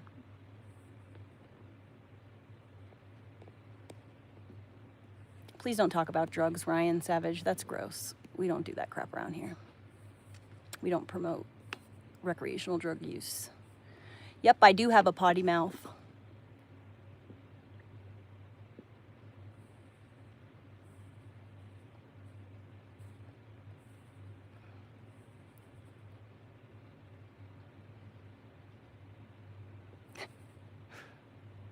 I've never seen widespread panic. I don't even know what that is.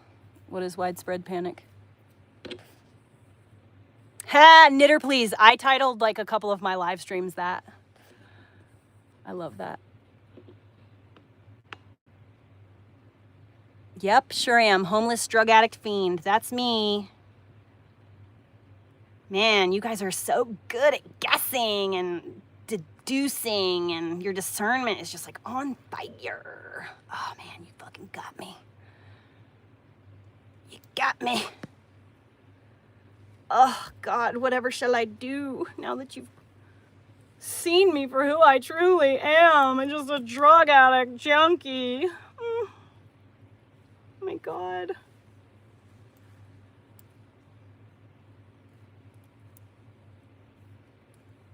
Wouldn't a drug addict like be like taking like drug breaks to do drugs? Wouldn't like, you know, like I just like, it's just like I genuinely wonder like where people get the idea. Like just because I have tattoos on my face and dreadlocks, it's Sunday. I'm in my bedroom on a Sunday relaxing. Like what I'm supposed to like put on a full fucking beat of makeup for that? I don't wear that shit. That shit is poison, you know?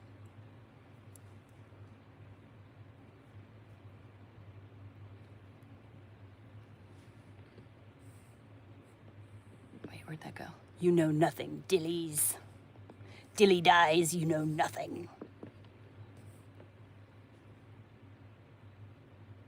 That's not how drugs work. Drugs have short half-lives. Right, so like, wouldn't I be like consistently imbibing the drug? Right? I don't like the Grateful Dead.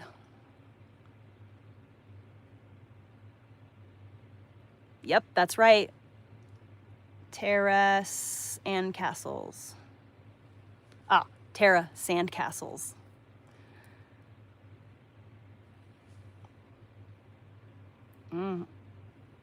I mean, I guess you guys would know more about it than I do.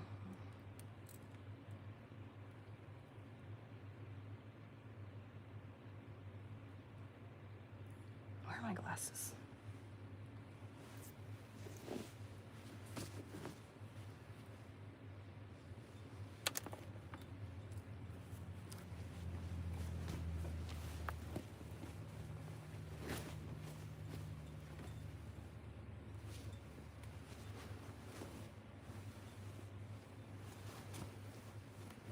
Oh, they're over there.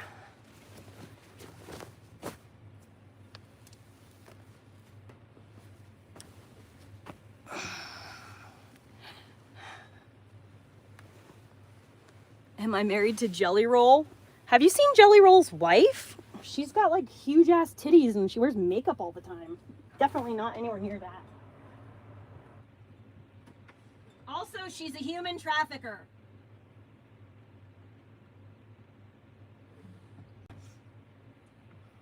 I've got too much of my own business to mind to be concerning myself with trafficking humans.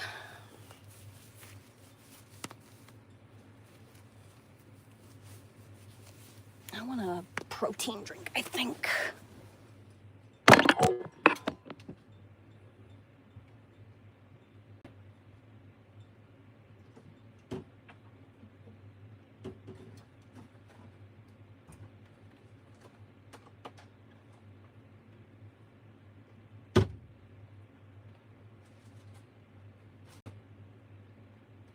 Where is my spoon?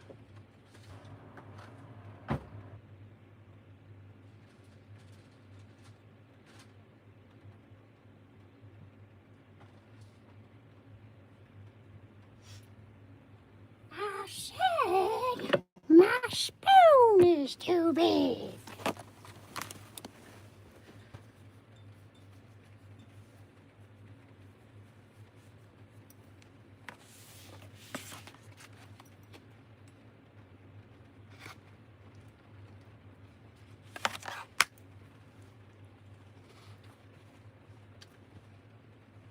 Come to Butthead.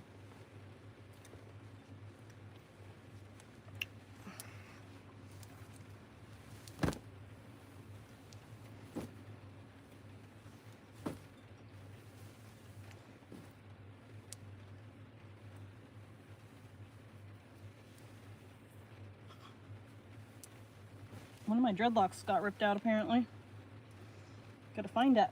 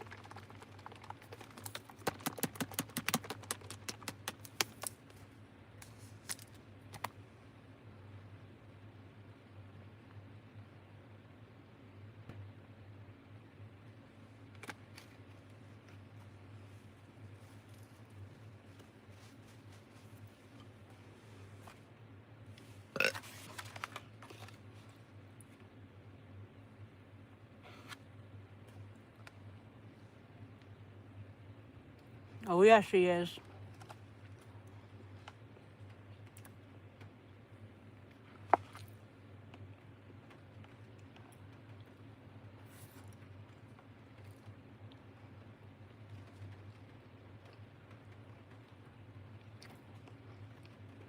Look into it yourself.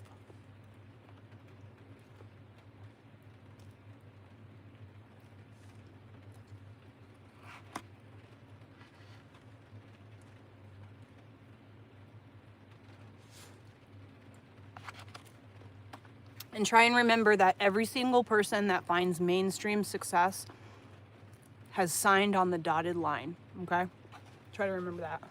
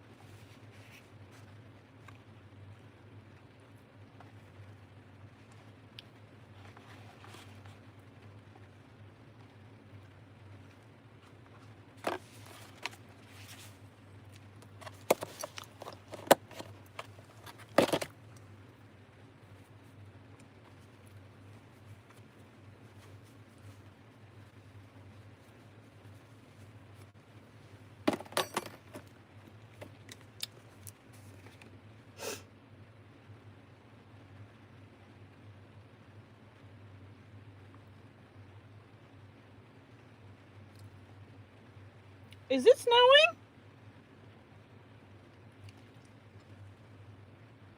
I think it's slushing.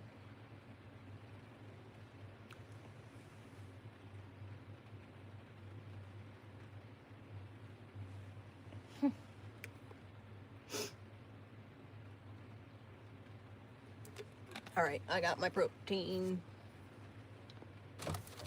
I got my Ray-Bans and my flippy floppies.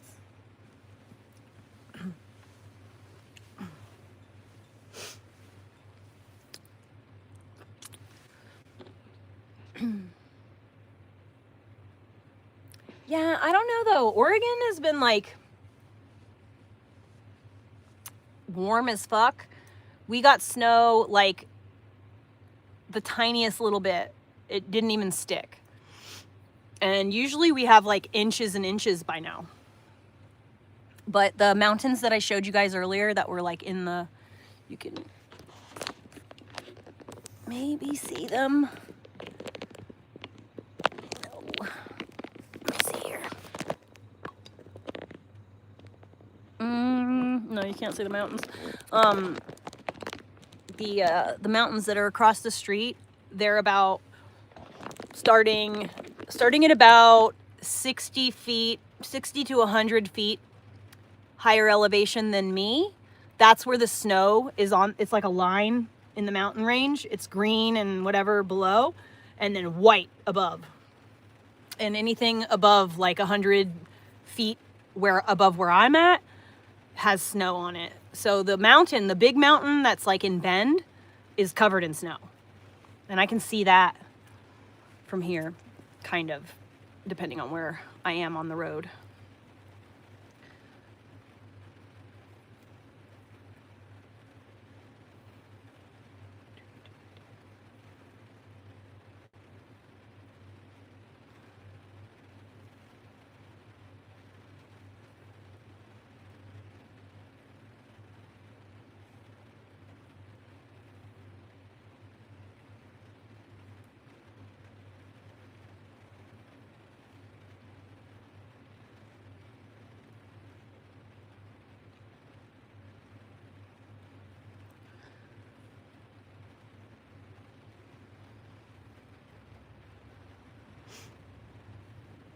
Man, I miss getting stoned sometimes.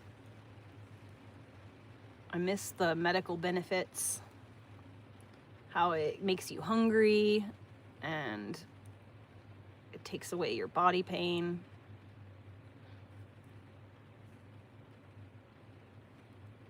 But my heart is so, like, not good right now in general. It hasn't been very good, so I have to stop smoking cannabis because it's a stimulant. So I haven't been able to smoke. I just quit cold turkey because I felt like it. And then I realized when I like took a puff off of it after a few days of quitting, and I was like, oh my God, this is fucking with my heart. Like, it's giving me anxiety, chest palpitations. Has like this been the source of all of my problems all along? Like, will I not have heart issues anymore if I quit smoking weed? So I quit smoking weed.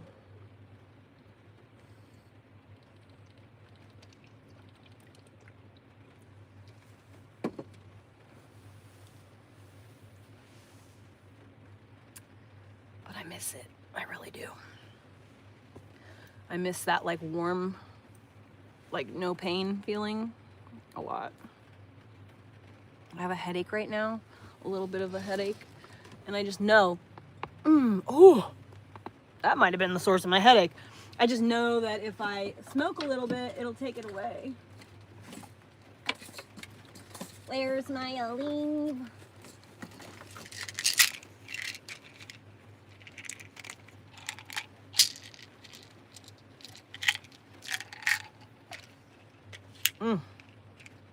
That actually did help a little bit. Took a little pressure off.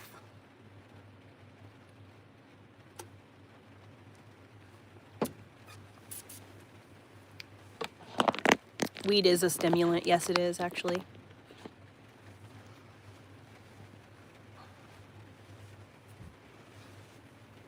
Look into it.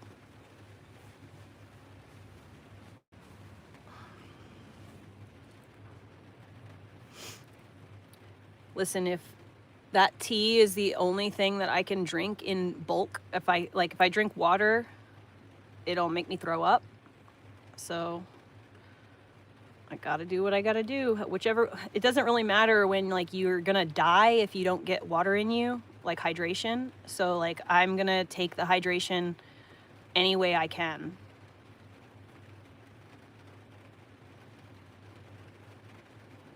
So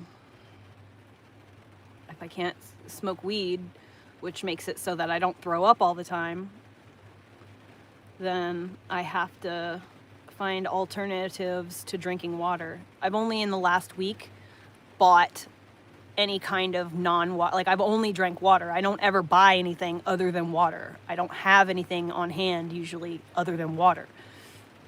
But without being, like I couldn't even finish my thing, I started to get pukey. Which is what's made me think about the cannabis and how I can't smoke it anymore, is because I desperately want to smoke to take away this like feeling of I'm about to puke.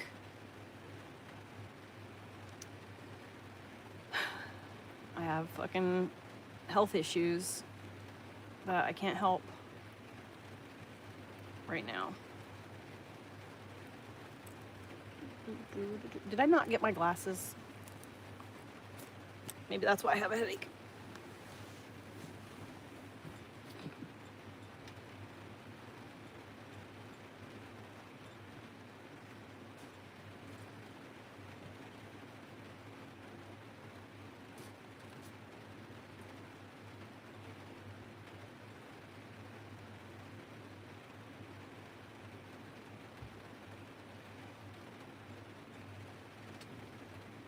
Oh God, I'm fucking stomach hurts.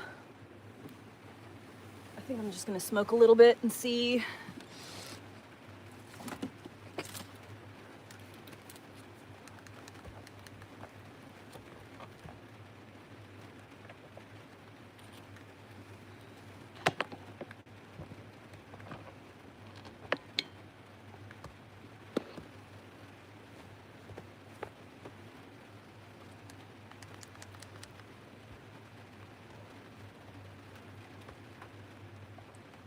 My stomach hurts and my stomach is hurting really fucking bad. So if you had any clue, like whatever, I don't care what you think, but I used to hit this like 60 or 80 times a day. Like I was constantly hitting it, like a vape, like a cigarette vape, I was hitting this. And so for me to hit it like once maybe a day is a huge thing. And I haven't had any. I don't like getting stoned. I just don't like getting stoned. I just wish I could do the weed and have all the effects of the weed without feeling stoned. Like that's what I don't want to feel. I don't want to feel stoned. I don't like feeling stoned. It makes me uncomfortable. I just don't like it.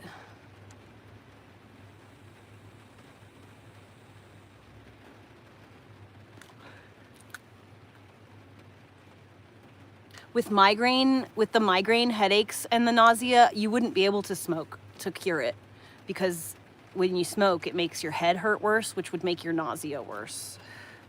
But mine is not headache related. Mine is just my stomach.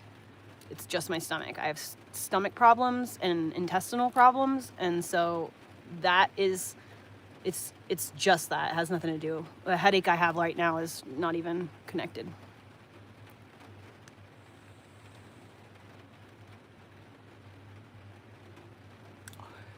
All right. Over it. Hopefully I don't get stoned. Hopefully I just takes the edge off a little bit. I think what I need to do is I need to find a high CBD strain instead of just like quitting cold turkey. I think I'm gonna try and just find something that isn't gonna, like this right here that I have. My goal previously was to get the strongest, most powerful shit I could find, because my tolerance was so high, because I'm basically hitting a dab pen, you know, like multiple times a day. So I haven't been able to eat very much in the last like since I quit. Like I haven't been able to eat very well, so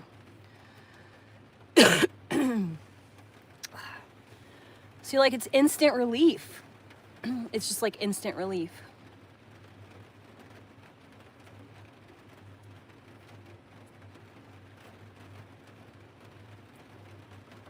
Gigi, don't worry about that. But also, if you're 15 years old, Mama, you might want to be really mindful being in here, okay? Because there are people in here that are not suitable for 15-year-olds. And, like, I genuinely care about you. I don't want anyone to fuck with you.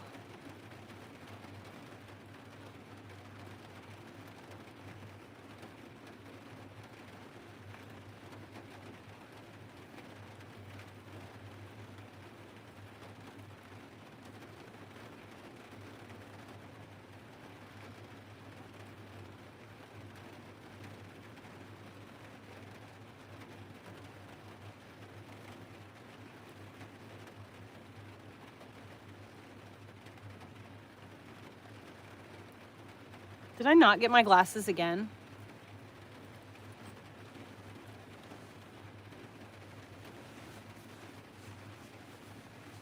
Heather.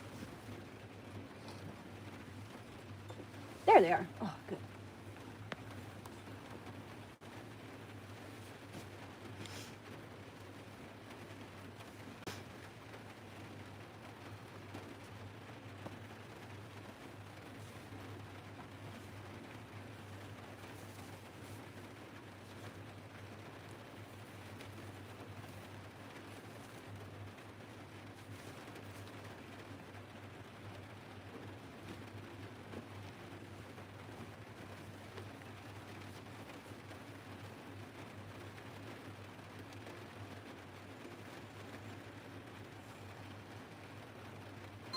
I got a picture.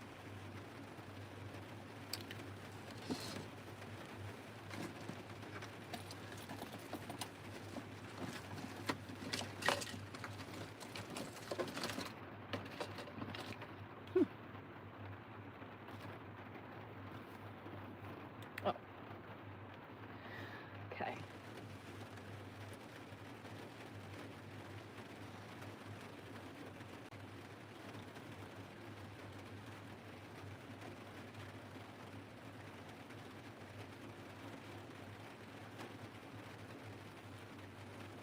Got reports coming out that Andrew was wailing, saying that you cannot arrest me, I am the Queen's son, you can't throw me into jail where he will sit in cell block D next door to Prince William's hairline. You then have reports of Sarah Ferguson checking herself into a mental health wellness facility for £13,000 a day. No idea where she's getting this money from, because she's always begging Epstein for money continuously in all of these emails where she was exposed. You have King Charles being exposed because emails have proved that Charles was warned about his brother's secret deals but did not give a damn. You then also have the fact that Andrew could have used RAF jets to actually meet Epstein, and that his assistant secretary is about to be questioned by the police.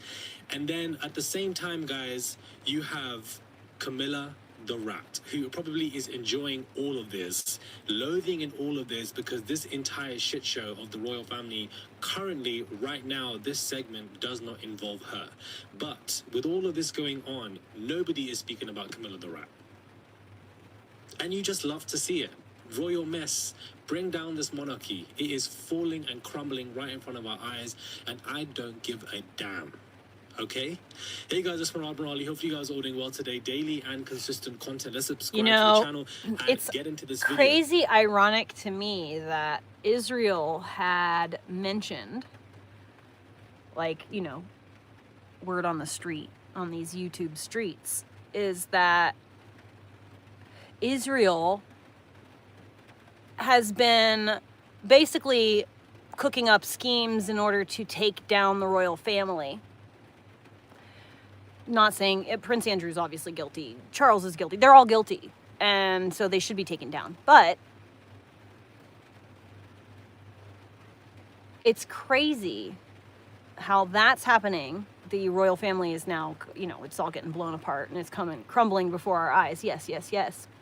All good things technically and theoretically. I'm a little bit of a sentimentalist. So like I've fascinated by history, so I'm fascinated by royal history and English history. So that part of me doesn't enjoy the fact that the the monarchy may fall, right? But isn't it interesting how like this whole thing with the monarchy is happening like right at the same time that like the majority of Americans are starting to realize what's been going on for the last, well, definitely 25 years, and that, Israel most likely had a hand in allegedly 9/11 through Howard Lutnick, and also Larry Silverstein, and the former prime minister of Israel, I can't remember his name, Ehud Barak. So it's just interesting to me how like Trump is telling us about aliens. Oh my God, you guys, do you guys remember? You guys might not be old enough for this because there's a lot of trolls in here, but do you guys remember that show, The Whitest Kids You Know? Whitest Kids You Know, White House Aliens.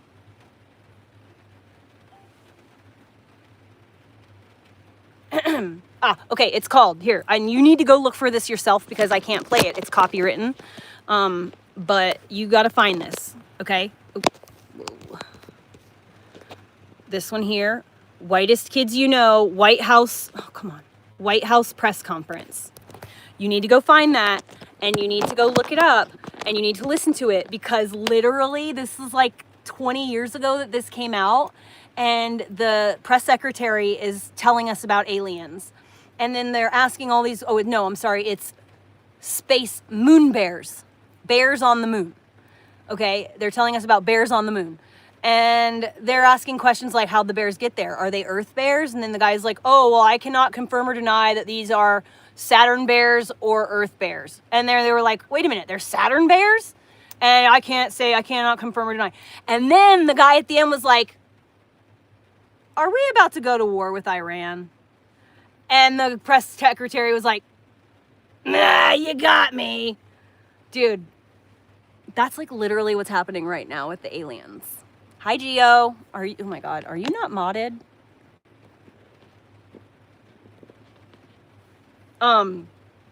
So anyway, you should watch that Whitest Kids You Know clip of the space bears or moon bears.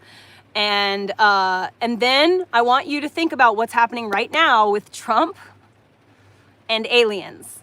It is like you cannot even, like, you literally cannot even make this shit up. The jokes write themselves, you know? Okay, I just did it.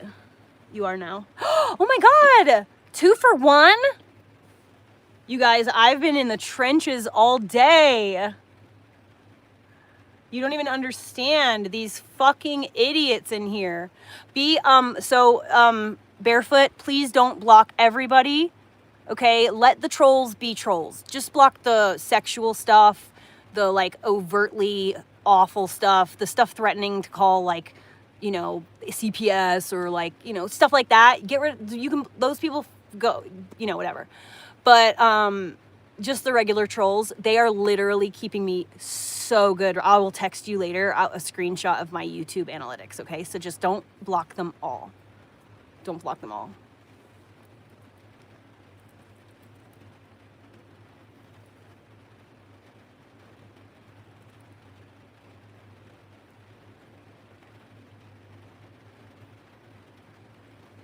But yeah, I've been in the trenches all day today. Go, just literally just like scroll back for a minute. It's been interesting.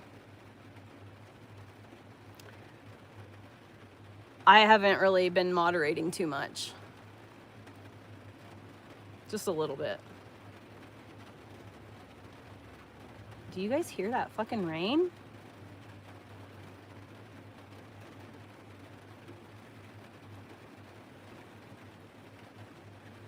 I'm in Oregon. Is it not daylight where you are?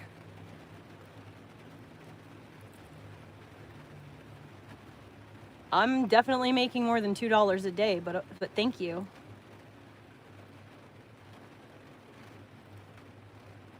And FYI, that girl barefoot is my like actual best friend.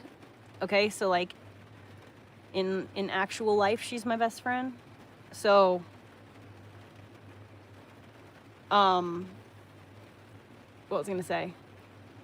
She remembers when my YouTube, I was telling, like, you probably weren't here because you're a disembodied troll, but earlier I was telling you guys how my shit was crazy, like 600 people, 1,000 people. It was a lot of people in my chat at any given moment.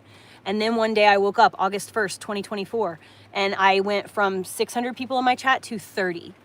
And that was it. It was completely just nosedived, like thousands of %, you know? And so anyway, she was there for that. And she's been there for like the entirety of like what my YouTube has been doing this entire time for years now. She's like my friend. So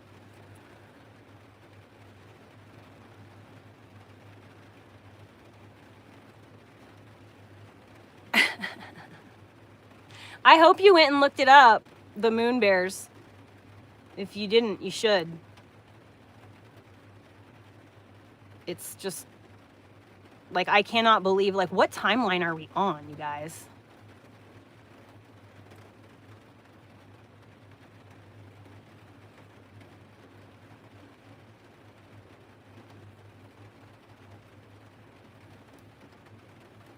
Thank you. Thank you, Leah. And also, I missed someone else there a minute ago, now that I'm thinking about it. Mayo Quintanilla. Is it supposed to be Maya? Or are you May O Quintanilla? That'd be cool, like O'Reilly, but O Quintanilla.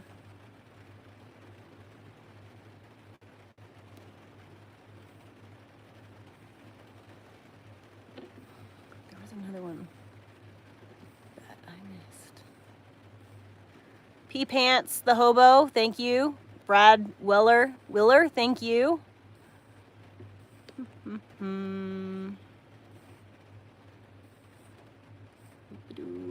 Michael Greer. I feel like I know that name.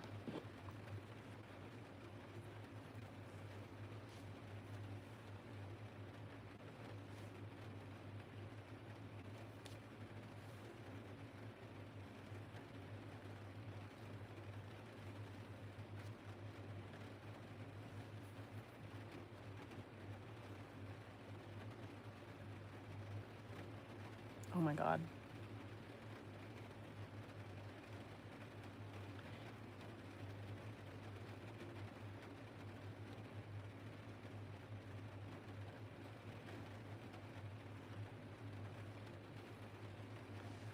Oh my God. I just had a panic attack for a second. Yo, that lady just texted me. Holy shit! Holy shit! Holy shit! Oh my God! Holy shit! Holy crap! Okay, so you're literally never gonna fucking believe this, but just today, I had that exact same idea! Exclamation point. But I was thinking like maybe bat-shaped ones with the like boning channel like.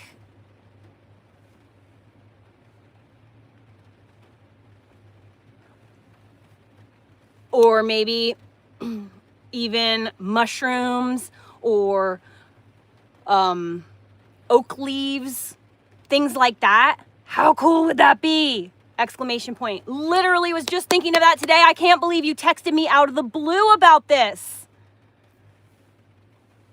This is a God confirmation. This is God's way of telling me, girl, you better fucking do this shit. Oh my God. I can't tell you guys, sorry. You gotta make your moves in silence. Working out, sleeping in, taking vitamins.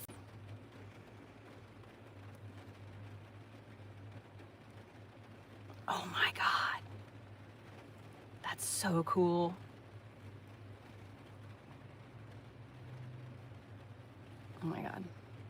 Oh yeah, it's raining super hard.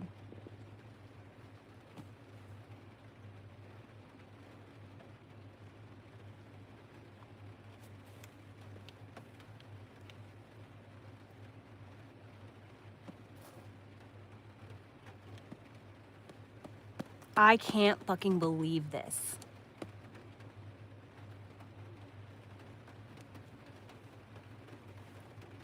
Holy shit, thank you so much.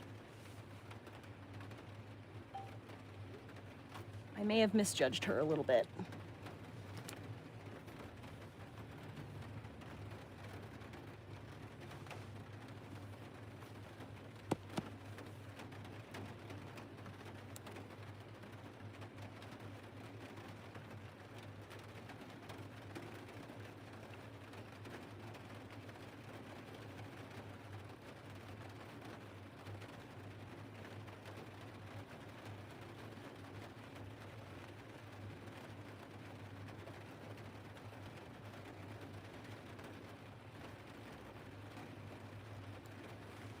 I love it when God like teaches me a lesson and gives me a blessing at the exact same time. Like I just got taught a lesson about being judgmental a little bit right now. And I love that. I love that it's making me like realize what I did wrong. And I got a God confirmation that I need to be doing something. So now I have to go and think about it.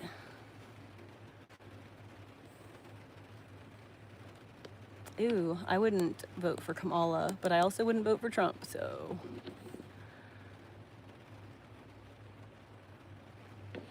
What? I'm lost. I don't know what anybody's talking about. What's an Abarl fruitcake? Never heard of an Abarl fruitcake before. Oh, I can't believe that just happened.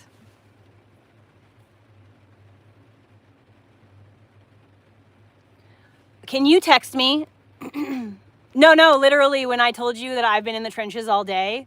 But dude, can you text me really quickly? Because I'm on my tablet and I can't, it's all just phone numbers. Every single one is just phone numbers. So I don't know which one is you. So will you text me really quickly so that I can tell you?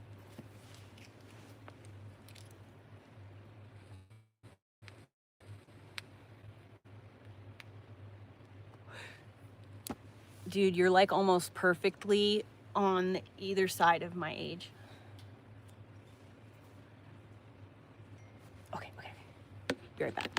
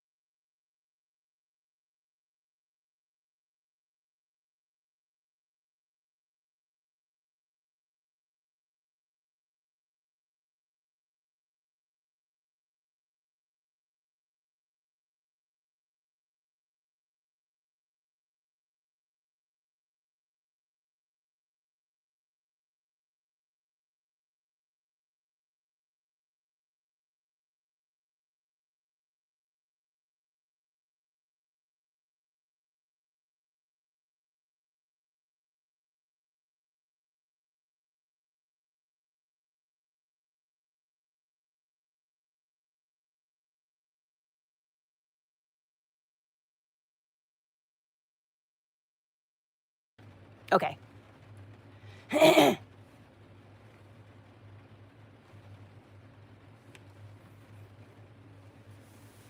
And we haven't talked at all. Okay, we haven't talked at all. I'm just talking to Barefoot right now. We haven't talked at all, this lady and I, literally since before she left the house. Like, it's not even like, we've talked or had any, you know. She just completely messaged me out of the blue today. I have not spoken to her since February 11th. No, that's you. Never mind. I haven't talked to her since January 28th. No, even earlier than that. Yeah, January 28th. Do you have any copper for sale? Oh my God. I saw the funniest fucking thing. Let's go back to the jelly roll thing that we were talking about a little bit ago. Someone said, jelly roll fans are the kind of people who know the price of copper or something like that. And I was just like, oh my God, that's so fucking true. Listen, I'm stealing that because literally I am being stalked by a group of people. And I have always said that these women who are harassing me are like ICP fans, backyard wrestling fans, probably live in a trailer in like Wisconsin or whatever. And anyway, I don't even have to say all that anymore. All I have to say now is, yo, the fucking bitches that fucking stalk me are like the kind of people who know the price of copper. Or like what, like, anyway. Hilarious. Thank you for giving me a chuck. I'm not trailer trash. I've actually never lived in a trailer before.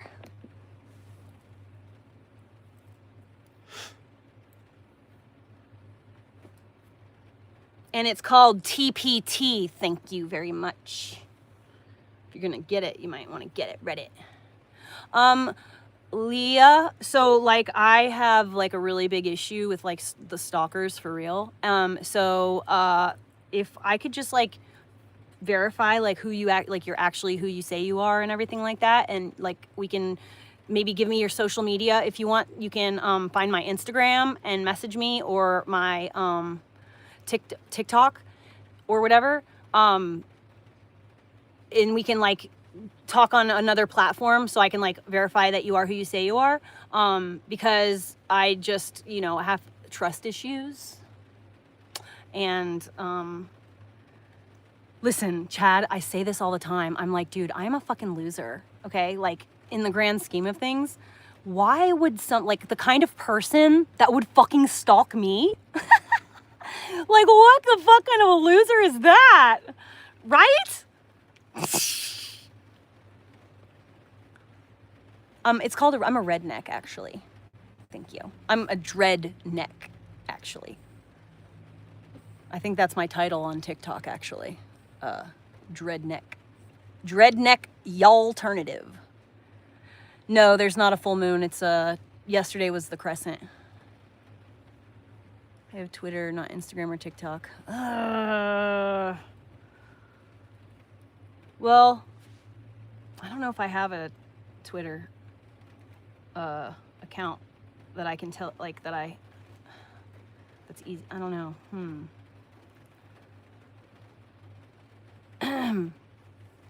I don't remember what it is. It might be Subliminal Locks. Try to find me on Twitter and see. My IG is Subliminal Locks. All the same. It's same here, same everywhere. Every platform, my name is this. I think. I used to, so like I don't remember what Twitter account that I'm active on, because I had 2 Twitter accounts. I think I changed it to Subliminal Locks, and like that's what it is now. But I used to have, I was vegan for like a year and a half or 2 years, and during that time I had a blog, and it was the Sublime Vegan. But I think I only posted like 2 recipes, but I made a Twitter for that account, and so I never know which one.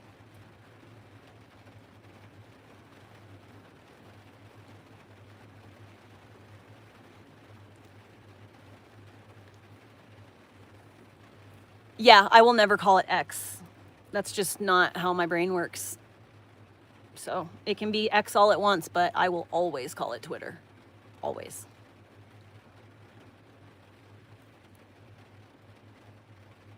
Overt locks. You're funny.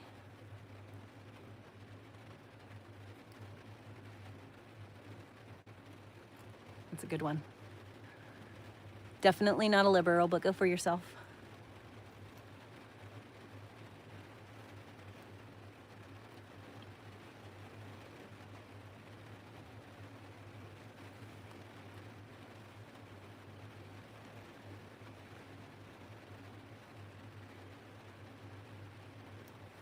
Yes, I am a targeted individual, 100%. But not by, like, the FBI, CIA. It's just a group of, like, dumbass women who, like, have nothing better to do with themselves, and they hate me because I'm, like, better than them in every way. I mean, like, you have to imagine, like, the kind of people who would be willing and spend that much time stalking me, right? So they're just really, really, really, really fucking miserable people. I feel bad for them, honestly. The one girl, Jennifer, who is, like, the most annoying, I guess, out of them all, she is, like, I think actually mentally retarded. Like, not even joking. Like, she literally still comments. Sometimes she comments, like, nice things, and sometimes she's like, and she's like, I don't know, just, it's weird. She's just, something ain't right with her, which is why I never wanted to hang out with her, which is why she turned and started, like, getting attention from the woman who's been the most evil with stalking me and harassing me. The one who's, like, actively trying every single day of her life to destroy me, which is weird. It's like a weird flex. Like, I didn't realize I was that important, you know? I'm just a nobody, you know? I'm just doing my own thing. Like, I'm not out here. I don't give a fuck what she does with herself. I don't even know her. She's just a random woman from the internet. So, but it's her personal goal to destroy me. And the second in command, or whatever she is, Jennifer, she's just, you know, doing whatever people will give her attention. She is giving my phone number out right now. The woman is giving my phone number out to a porno website right now. I'm just now receiving messages. This woman is obsessed with me. She's watching right now. And now she's giving my phone number out to men on, like, Adult Friend Finder. She's giving my address. She's given my address out to these people too, which I've actually got a couple of screenshots of stuff like that. So that's, like, she's 100% trying to have me killed. Like, she wants me dead. It's not a matter of, like, funny, goofy, like, internet stalking any longer. It never really has been, because she's so fucking serious about it. But yeah, I'm genuinely in fear of my life. That is why I posted a video if you could look on my YouTube, the video has, like, no views. But it's in my long form content area, and I am literally talking about how if I die, this is who did it. This is why, this is what happened. This is who's responsible. Because they won't stop giving out my information to, like, these pervert rape fantasy guys. And, like, dude, a woman has ended up dead because of that kind of stuff. So I'm not taking any chances. I fucking will tell you what their name is. I don't give a shit. These women won't stop fucking with me. I'm over here just minding my business. Like, why do you care so much about what I'm doing, you know? It's just weird behavior. It's very weird. I didn't realize that anyone would do the things that this woman does. Like, it's very just, I didn't realize that anyone did that kind of stuff, you know? And it's wild because, and I saw a video actually earlier today that was, like, so, I reposted it on my TikTok, but, or I duetted it on my TikTok, but it was like, Mean Girls always travel in groups. And there's always, like, the leader, and then, like, you have, like, the co-leaders, and then you have, like, the little minions or whatever. And it's very true how that is. It's like miserable people just, like, love to, like, sit and circle jerk with each other, being miserable. Well, so remember how I was telling you guys that, like, the police will no longer respond, or, like, not, like, if I call the police, they will respond quickly, very quickly, because of this shit. One of them only lives a couple doors down, so the police will be here in no time. But, like, they will not respond if you call them on me, because they know what's going on. They already know. Everybody already knows. It's very, very, everyone knows. And I've been openly talking about it on social media since it started happening. I'm not quiet. I'm not going to take that kind of shit laying down. No, I'm going to tell people, you don't want people to know you're doing stuff like that, then don't do it, because I'm going to call you out. It's simple. Like, don't behave badly, and like, there will be nothing to say, right? I will never talk about you if you just don't do shit like that. You know? So, anyway, because of her and that whole situation, that's why CPS will not respond anymore to calls on me. And that's why the police aren't going to come here and investigate my space because of someone random on the internet. See? Okay, look. She has posted me on a website. Hold on, let me find it. I just got it to my phone. She's giving out my fucking information on a website. Straight up for fucking pervert stuff. Dude, I literally, like right now, she's doing it right now. I'm getting messages from pervert men right now.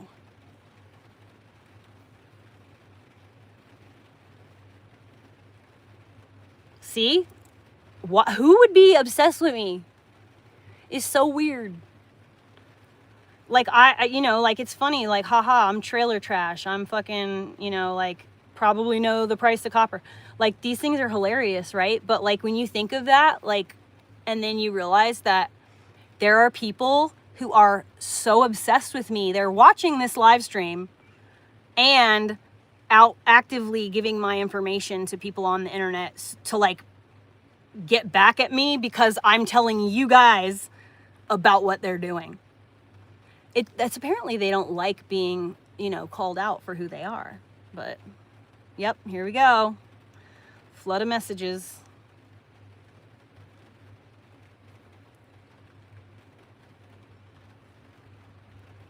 God, you guys really, really, really. I mean, I don't care. Like, so here's the thing, right? I don't really care about people, like, my phone, like, it's not doing what she thinks it does, which is, like, she thinks it bothers me to, like, receive a bunch of text messages or whatever, but, like, honestly, I ignore all my text messages anyway. So, like, it's not like that. And she signed me up for all kinds of different email things as well. I mean, just all kinds of shit. Like, the only thing that I get on social media in my inbox, if, like, people wonder why I'm so hard to get in touch with. And it's because I intentionally ignore my devices, like, because there's all just crap all the time. And I just, like, really don't like looking at my devices anyway. So, like, it's easy to ignore the crap. You know what I'm saying? Why you abandoned your dog? I don't know. I just felt like it.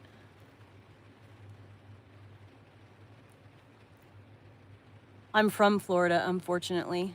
And I did change my name. I've contacted the police every time. It doesn't matter. The police won't do anything. Not until something serious happens.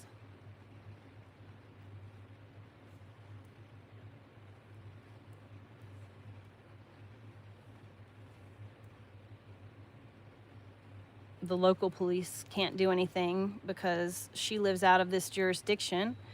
And her police can't do anything because I live outside of her jurisdiction. The FBI won't do it because they've got bigger fish to fry than some, you know, internet beef or whatever they like to consider it, even though it is gang stalking and harassment and it's a civil conspiracy against me. So even though it is all those things, you know, I'm not really anyone important. And because I don't intentionally try to go viral. So, like, I don't have the ability to make a video go viral. You know what I'm saying? Like, I might get a couple hundred views, 1,000 views here or there, but, like I said, the video that I posted about how if I die, this is who to look for, that video has like 40 views, and I posted it like 2 weeks ago. The videos that I post about it never, ever go anywhere. No one ever sees them. So I don't know what else to do about it. Like I've asked for help on social media. I've asked for the police's help. I've contacted the FBI. I've contacted so many people. What I really need is a content creator who is like unbiased, someone who will just do a legitimate like investigation and look into the situation and see what's going on. And through that, inevitably, they will see what's going on. You know, if they're truly, you know, they are who they say they are, they're out to do like good. They'll be able to clearly see what this woman has been doing and, or what these women have been doing. And it's, until I can make it so that the internet cares about the situation, the police aren't going to care. The FBI aren't going to care. They only care when, you know, the public cares, and it's going to be like coming down on them negatively in some way. So, oh, there's definitely a snark page for sure. But there's also a Discord, and there's also, you know, like private messages and stuff like that. I don't know. I'll find it, Leah. I saw your message a minute ago, sorry.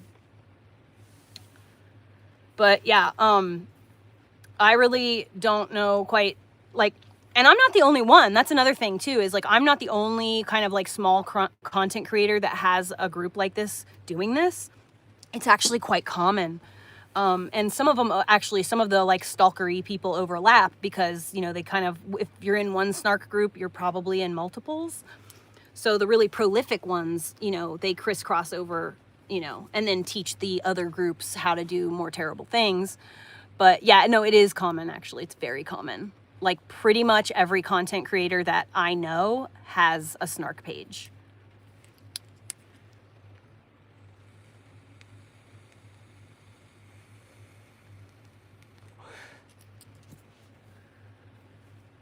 So yeah, I don't know.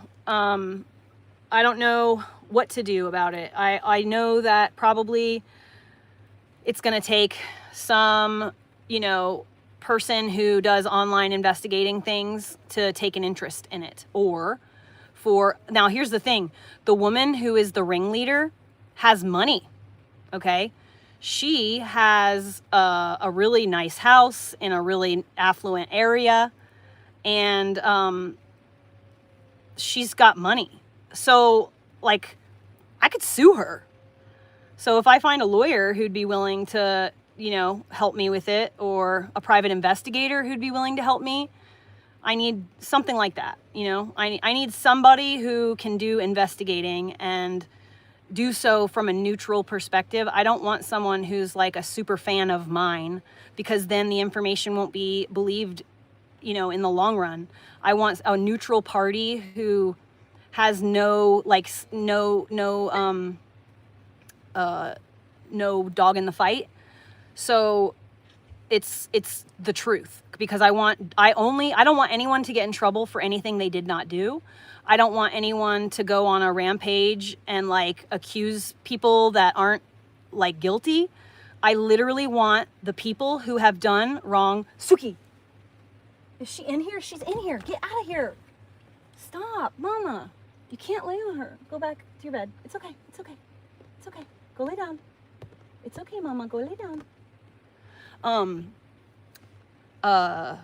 I just want, if people who have done wrong, to be held responsible for what they have done.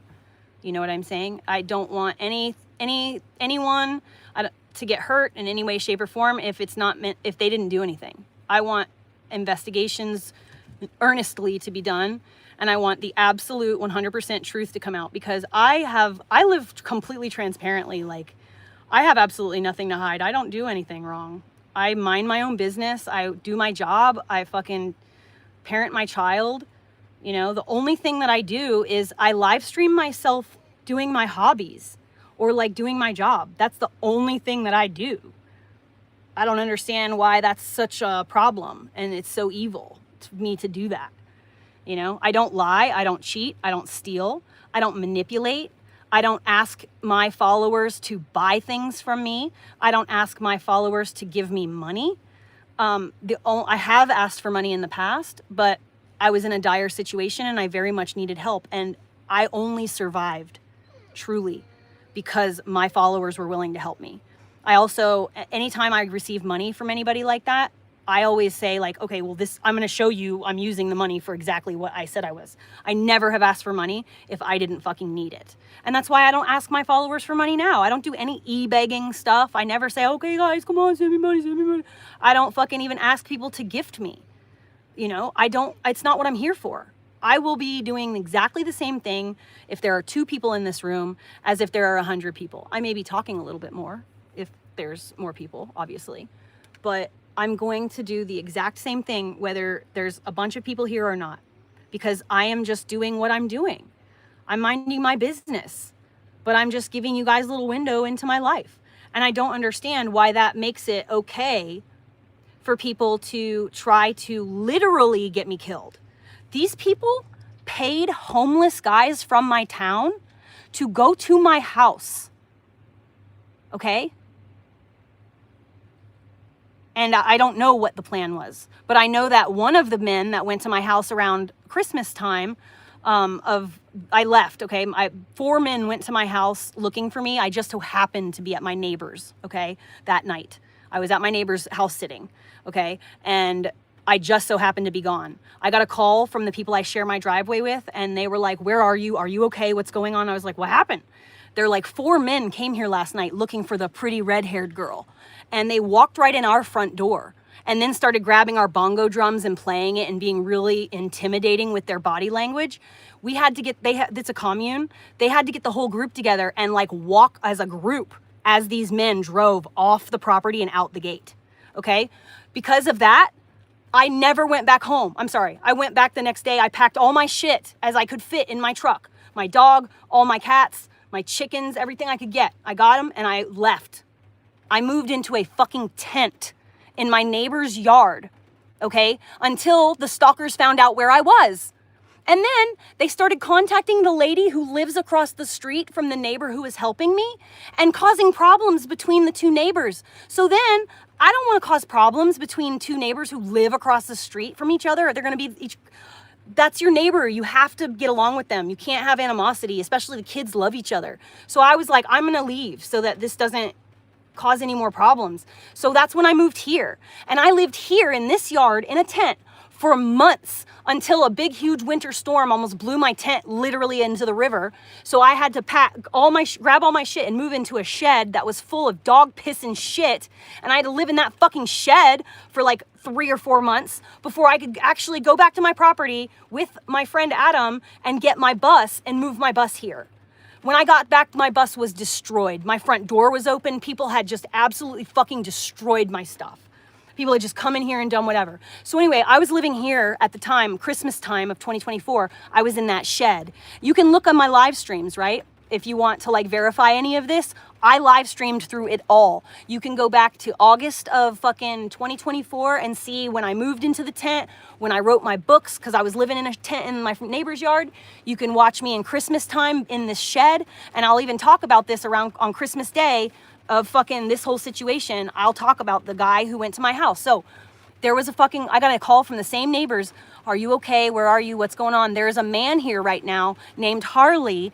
And he's like either having a psychotic episode or he's on drugs and he's looking for you. He says he knows you. He's on barefoot.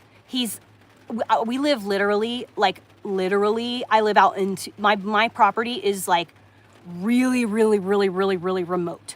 Okay, like really remote. So like for someone to be there on foot is a huge deal because my driveway from the road to it's almost a mile, my driveway. Okay, so like if someone was there, it's because they wanted to be there or they had no good intentions. Like there's no way that someone would be there unless it's just not right.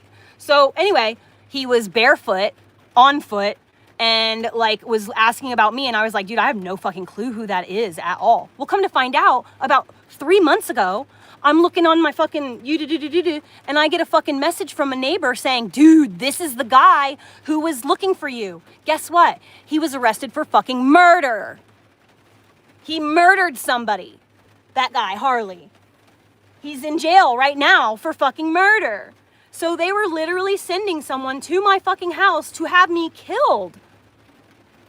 And now they're giving out my phone number and shit to random guys on these fucking chatterbait websites or whatever the fuck they're called. It's so unbelievable how people can just get away with that. Like, I'm actually frustrated that there is absolutely no place for me to go as a human being going through this to find any kind of reprieve or relief.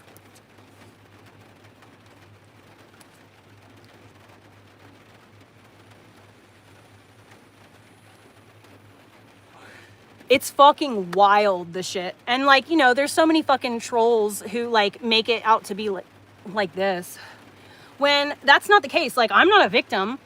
I live my fucking life, okay? I'm not fucking in hiding, and I'm not living my life in some way that's like, I don't give a fuck. I ignore these bitches, but sending men to, I lived 60 miles from the nearest anything, okay? And I was homesteading off-grid alone with my son. So to send men to my property to fuck with me or assault me or do whatever they're gonna do is a huge deal. Like, that's not okay. That's bizarre behavior from like mentally unstable people. I just don't understand it. And I'm like the least victim-y person that you will ever meet in your life. As if. Just shows you don't know me.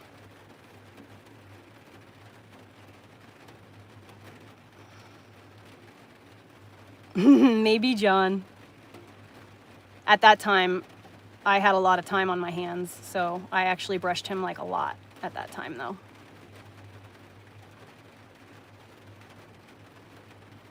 But yeah, everything I'm saying is, you can verify it because I live streamed everything, the entire process, like here on YouTube. So you're, you know, don't believe me? Go look for yourself if you have an opinion, you know?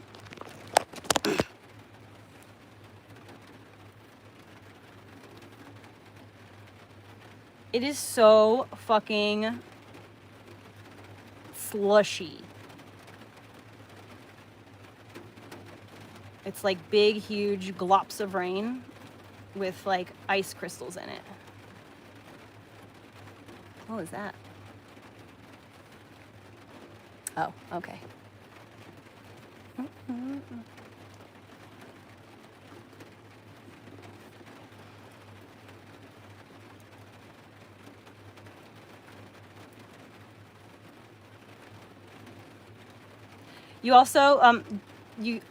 I truly do understand that these women who are in that group of stalkers are in this room right now.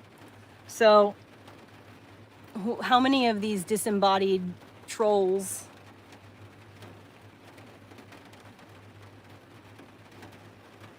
no, last September is the last time that he got, last September is when he last got like a full grooming.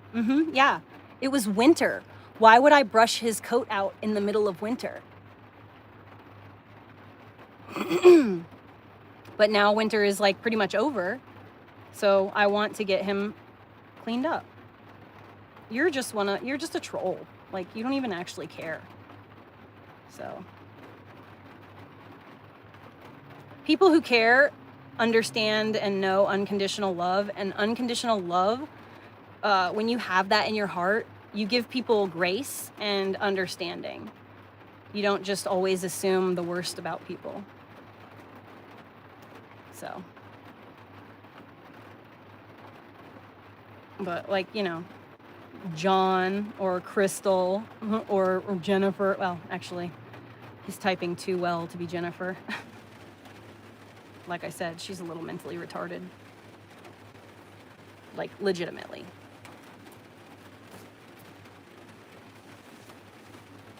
He's not a little guy. got his socks on. Do you need to go potty outside? Do you want to go outside, go potty? Mm-hmm. You want to go outside, go potty? I can take your shoes off if you want to go outside.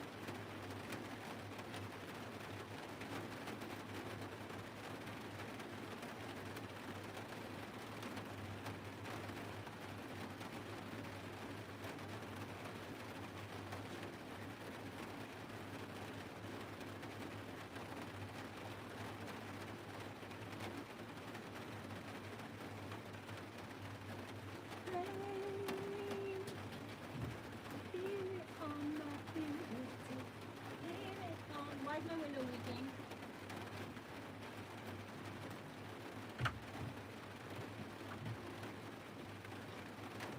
Aw. It's getting in my shirts. Oh, damn it.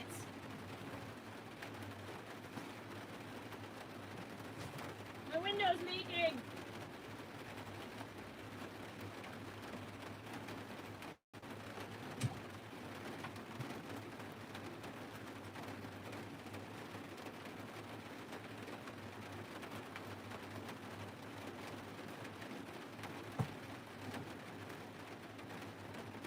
Motherfucker!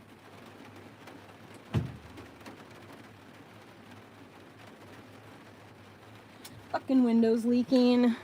And it's of course the window that's right by my dresser. I fixed it a little bit. Hopefully. These driving rains just like really don't. My bus doesn't like it very much. I desperately needed to reseal the outside.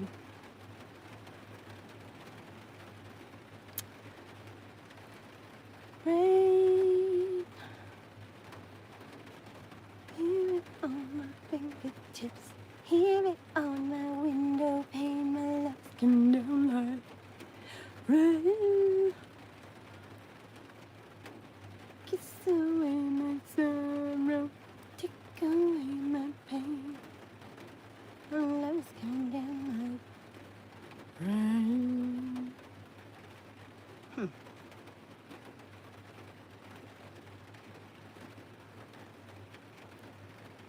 That's weird. Why is there an extra stitch right there?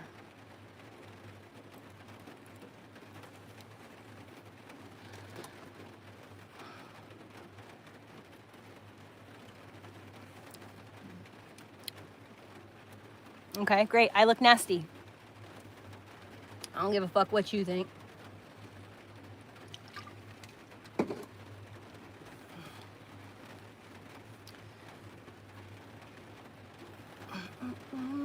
I'm sorry that you don't have like good feelings about yourself. Yes, I will be live tomorrow, probably. I'm not sure when or like what. There's really no rhyme or reason to it. Ugh, I am literally so dehydrated. I need to drink more liquids.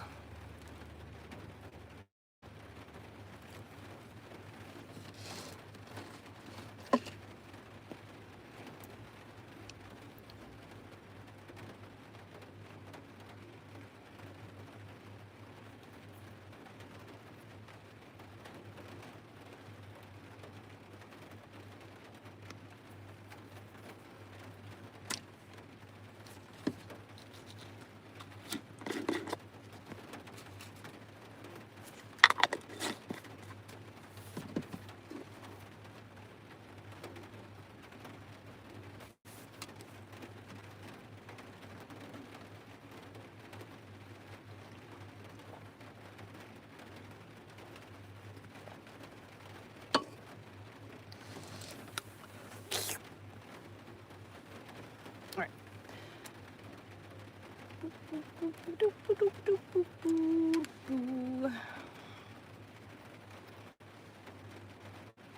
You guys, we have got to talk about what is going on with Cat's Eye because fans are not happy. Dad is speaking out. There's so much that seems to be happening behind the scenes, and fans want to know everything.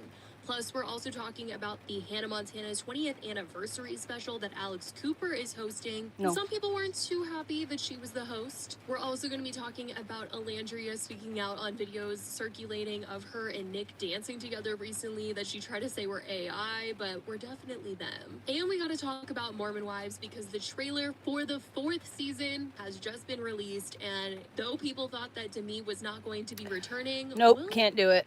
Too much brain rot. We'll do Jimmy Dore instead. Different type of brain rot. So Erica, Kirk, Candace Owens has caught her in many lies. We other people have caught her. She's lying all the time. And easy to catch. And she's got the crazy eyes. I got to get that clip from Wolfson Finance because he's got that crazy eye clip. Remember that? oh yeah. But now she's got these creepy. We showed you how she set up a photo shoot for a 15-year-old girl without her parents' knowledge. Now, that I couldn't drop that video because it got demonetized by YouTube. So I'm not going to make this video about that. This video is about her tweets. This one is about her tweets. She's made weird tweets. And Candace Owens caught on to this. Let's watch a little bit. Speaking of September 8th, by the way, it's also an important date to flag. I think it's a little weird, but it's a fact that Erica chose that date in particular to break her years-long Twitter silence. So she had Wait, this isn't new information? This isn't new information. And then 2 days. She's terrible to work with. There are so many pretty actresses that are better than her that are easy to work with and not going to try to steal your job. And the craziest thing is nobody would have even known. She would have totally gotten away with it. If I was Hugh Jackman's rep, I'd certainly be telling him it's not a good look for you to be around Ryan Reynolds. They're gonna get a divorce. I think From so. this. Yeah, we've lost some time. Hi and welcome to Blossom Talk. I'm Ashley Floor, journalist, Hollywood truth teller, and your voice of reason in a town built on delusion. I have a super cool guest with me today. She's been on my channel before. Her name is Samantha Warnosh, and she is a publicist. She's worked with famous Hollywood clients for a really long time. She was on my channel last year. And of course, we spoke about this crazy lawsuit between Blake Lively and Justin Baldoni. And now she's back again, trying to defend publicists, to say that they're not all bad. They're not all planting negative stories about each other. They're not all accusing each other of creating smear campaigns. And she also has some good advice to Blake Lively, Ryan Reynolds, Justin Baldoni, Hugh Jackman, and Taylor Swift. Hi, Sammy, and welcome back to Blossom Talk. It's been like a year since you were here. It feels like, yeah, it's a long time, and we're still here talking about this case. It's crazy, isn't it? I know. First of all, thank you so much for having me back to hopefully defend publicists a little bit once again because what's happening is bonkers. And yeah, I can't believe it's been really literally a year and we are still talking about this craziness.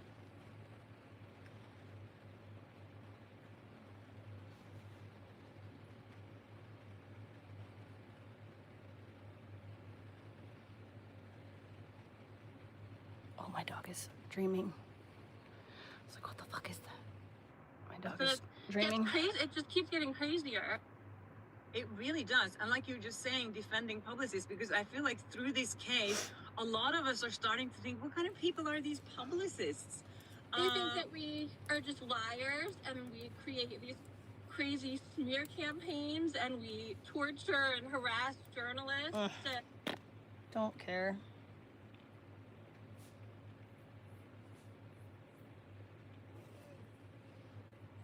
Oh, are you awake? What is it that you want, buddy? Do you need to go outside, go potty? I'm not going to take your socks off. You can't chew your feet, baby.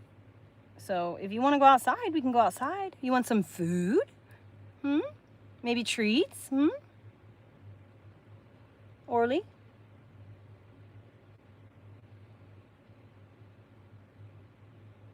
Orly? Hmm? What do you want? Hmm?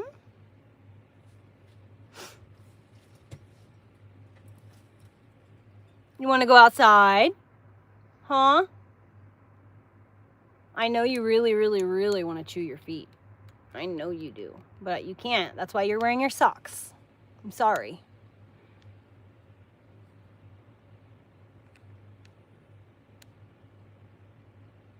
He's been trying to lick his back feet because he can't reach his front feet. What is considered a cold blast in Florida? Like 65? Maybe 30? Yup. Thank you, Rebecca Flores.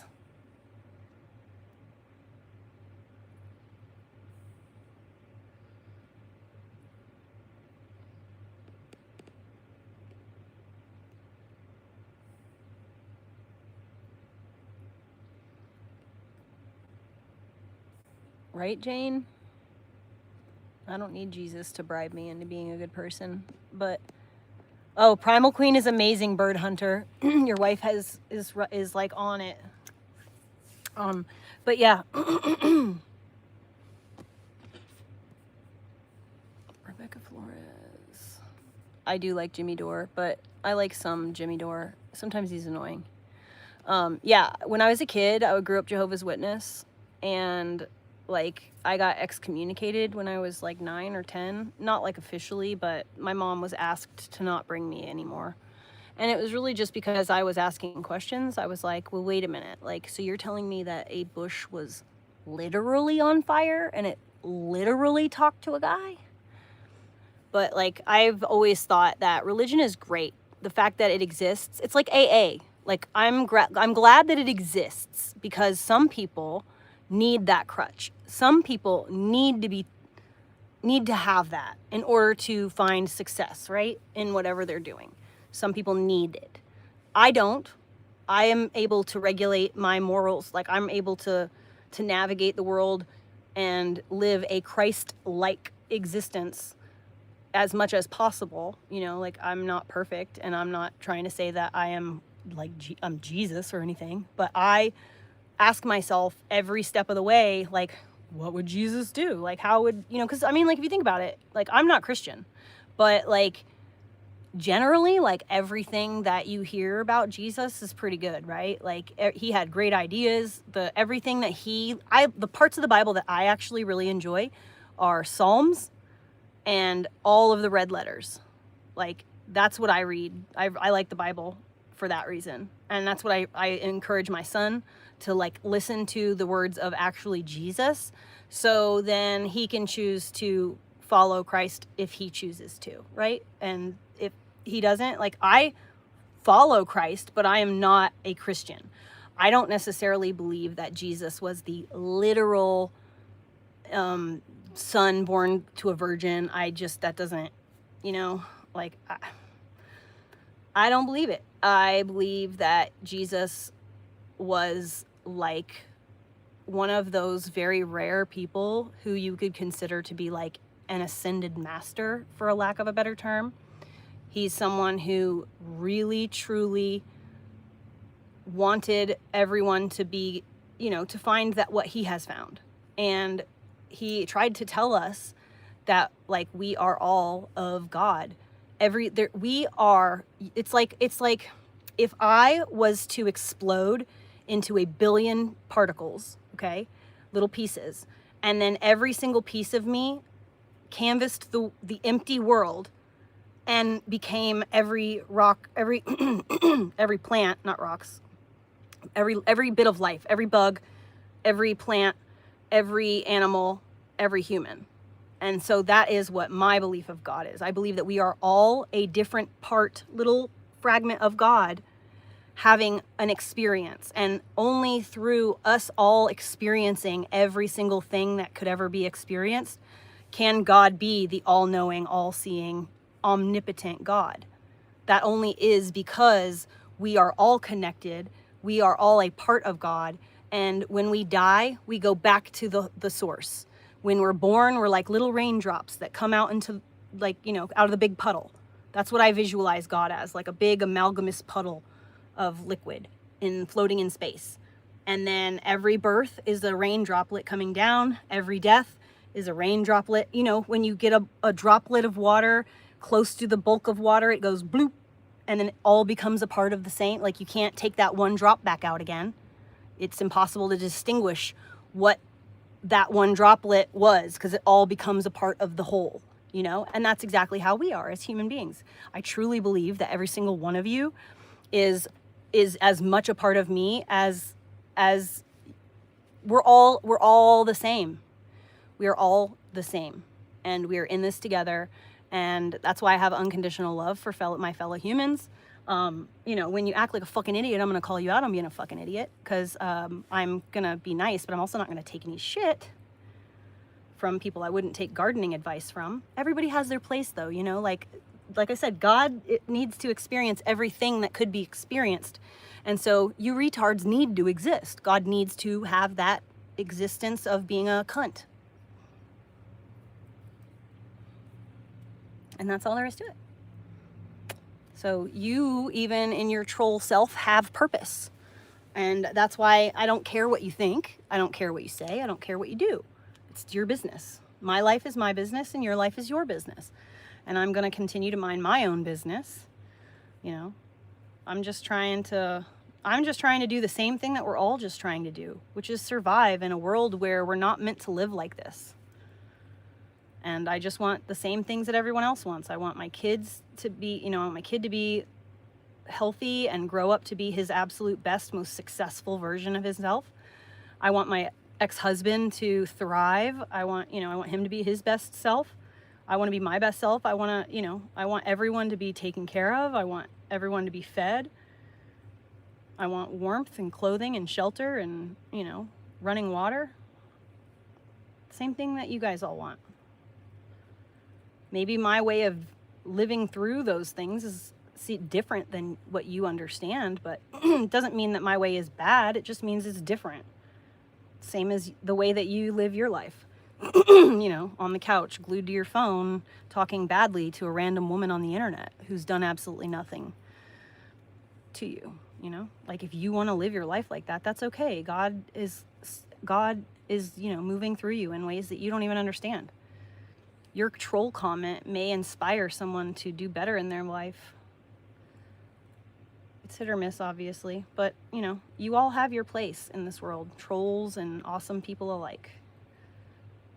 It's funny, too, because it's always the people, like, it's basically like that whole Job thing in the Bible. It's always the people who are, like, the nicest and the most giving and the most understanding, who seemingly have, like, targets written on them for other people to just, like, be terrible to. And I've accepted that. Like, I don't need anyone's approval to know that I'm a good person and to know that I care about what matters.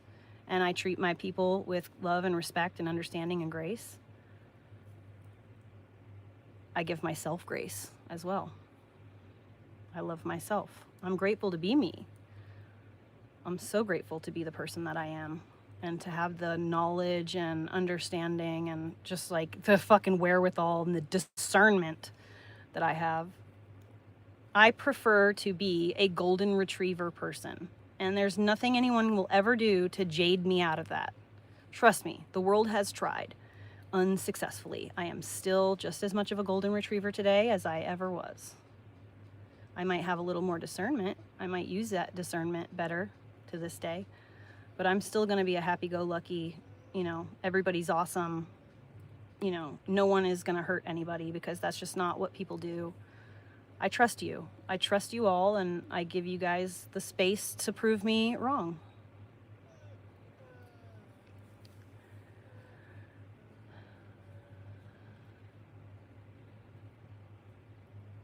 Yeah, he's over there. He wants to chew on his feet, and so I've put on his prison socks, as he likes to call them. And so he's wearing his prison socks, so he can't lick his feet, and he's not happy about it. He's got a groomer's appointment on the 25th. So if we could just make it until then. Would you like to go outside, baby? Orly? Orly outside? Ow.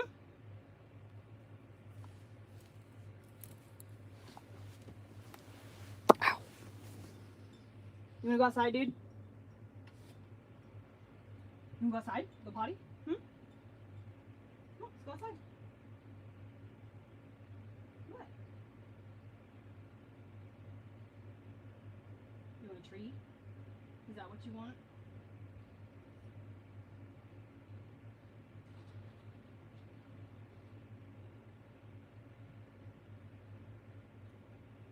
I can get you a bone, but you can't chew on your feet.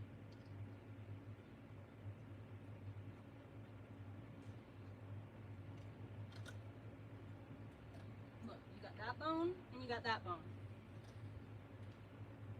Oh yeah, I got heartburn.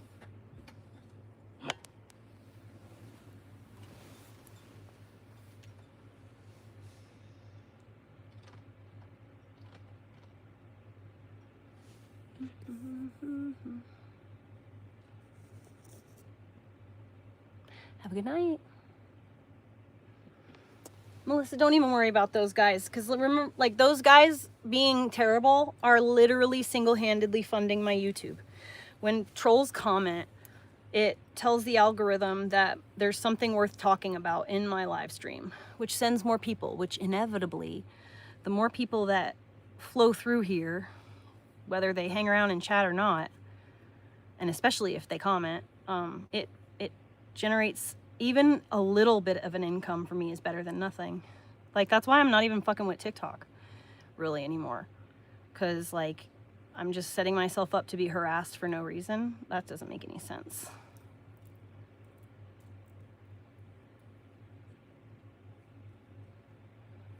Might as well do so on YouTube so I can at least make a little money off of it. Every time you guys watch an ad, I'm making money. Every time, well, obviously on my channel, not anyone else's. Every time you, well, if you're in here and you have a YouTube premium subscription, I've already been paid.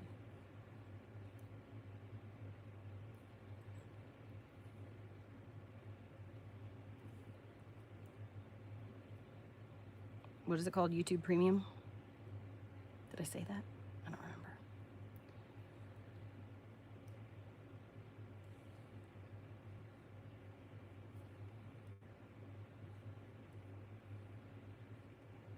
Dude, I am literally fucking overheating. And, like, the heat's not on right now. I'm having a hot flash. That's why I was took the Primal Queen, because I'm like, bro.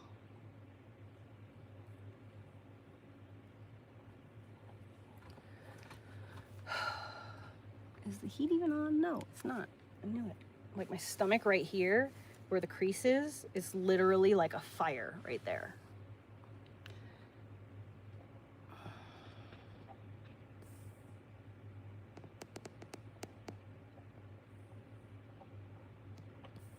I don't know who Trisha is, no. I love Primal Queen. I love it.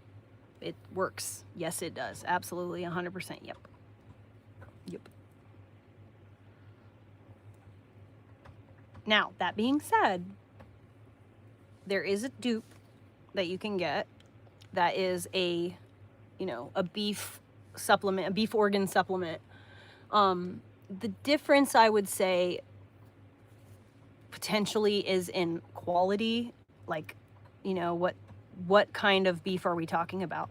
The cheap stuff that you're gonna, the cheaper dupe stuff that you're gonna be able to get on Amazon, it's likely a byproduct of the meat industry, which Primal Queen is, but they source their beef from like small farms and stuff like that, and that's why they're more expensive, because they use like real quality beef, cows that have been taken care of and loved and were not like murdered at the end under stress.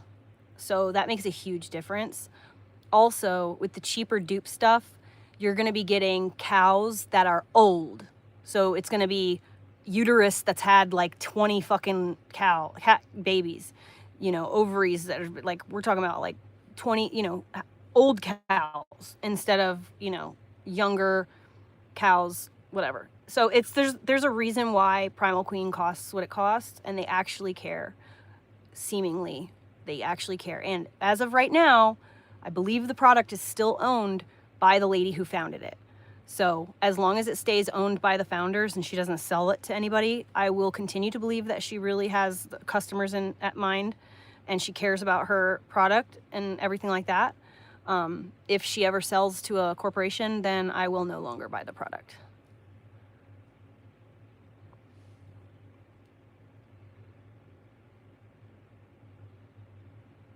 I mean, it's not a pandering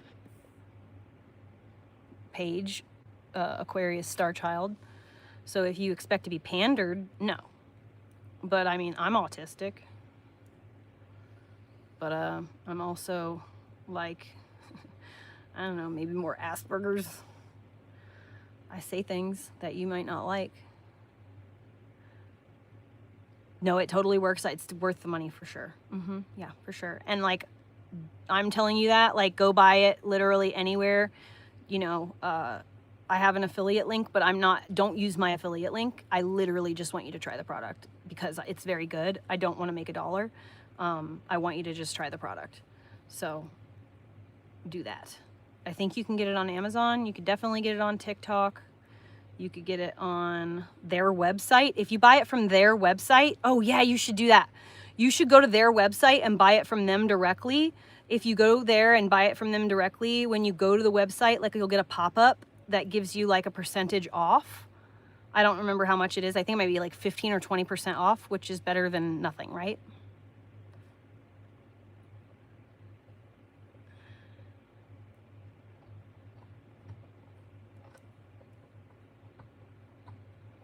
He's chewing on his bone instead of his feet.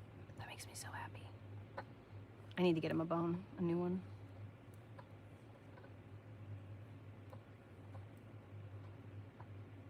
I haven't gotten him a bone in a couple weeks.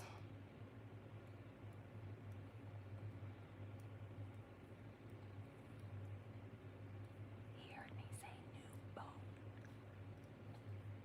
He stopped chewing for a second and then looked over here. No, dude, no. Don't worry about it. No. It's too much of a pain in the butt anyway to like figure it out, to give you the link and all that crap. I don't even know what it is offhand.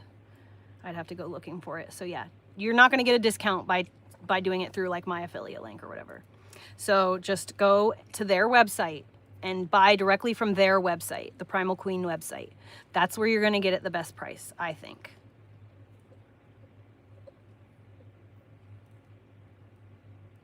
And you get a really cute glass jar that you can use forever.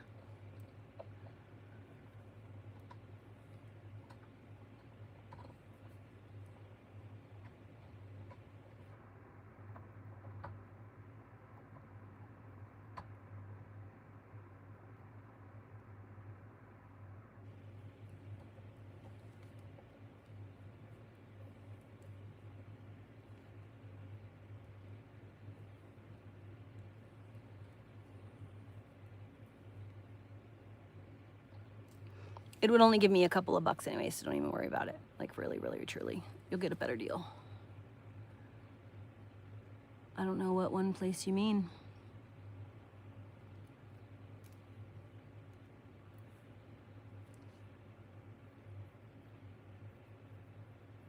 Oh, that's cool. Thank you, Melissa.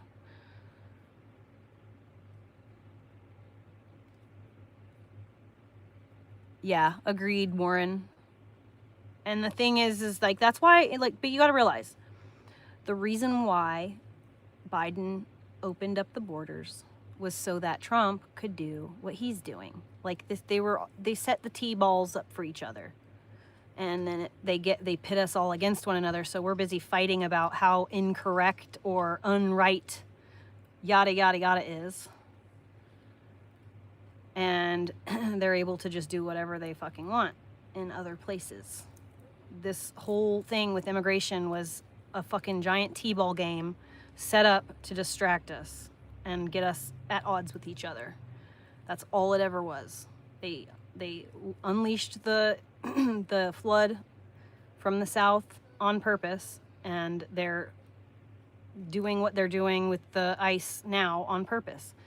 The goal, you guys don't understand. They want us to revolt. That's why they fake all this like riot stuff. They want us to revolt so that they can use military force on us. What you guys don't realize, or maybe you do, is when Obama was in office, he changed like the rules of the military. And now previous to Obama's presidency, when he did this in his second term, the military was not legally allowed to use force on its own people. The US military cannot harm US citizens. But what Obama did when he was in office was he changed that. And he made it so that the military can, in fact, do harm to Americans physically, shoot, kill. And so what they want us to do is they want us to revolt. They want us to riot.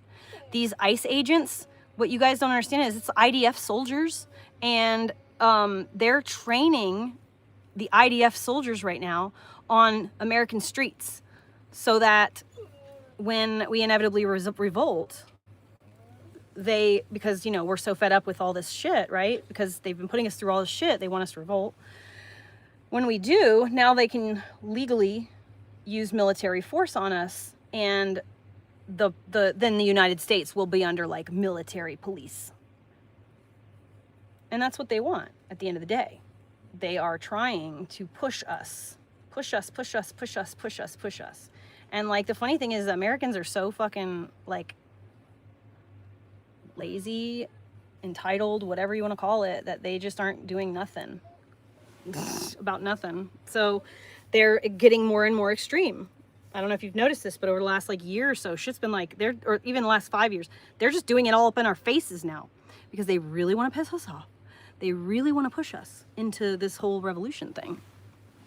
That's why we have to unite instead of divide, and just opt out, unsubscribe, don't participate. All right, do you want to go outside? Go potty? Do you want to go outside?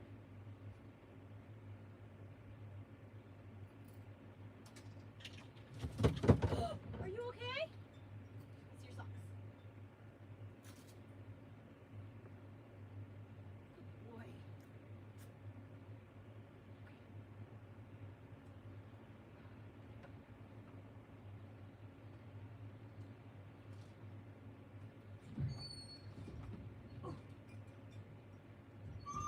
Oh my God. Dude, his fucking leash thing got caught around my foot as he was jumping out the door, and I almost got pulled out the door by my foot down all 3 stairs.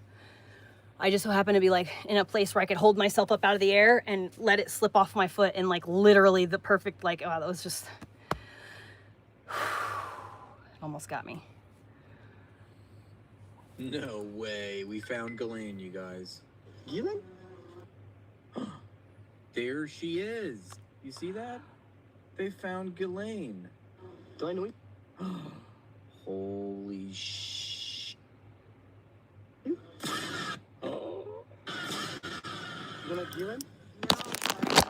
No? I used to order Hello Pizza. Oh. There she is.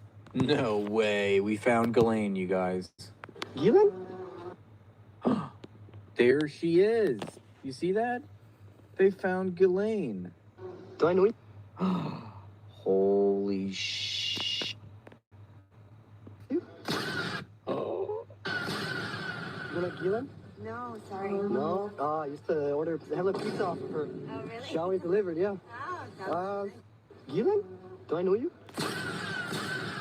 You like Ghislaine? no, sorry. No? I used to order Hello Pizza off of her. She always delivered, yeah. I used to order a hella pizza off her. I know. It's fun.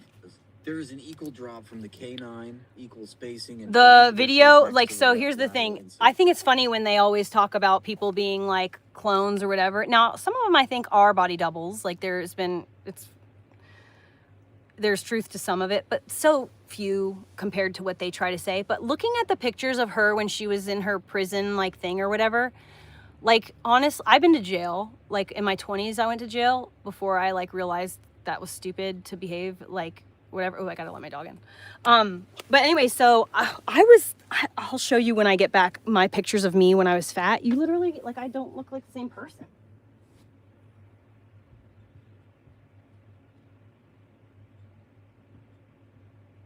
Are you ready?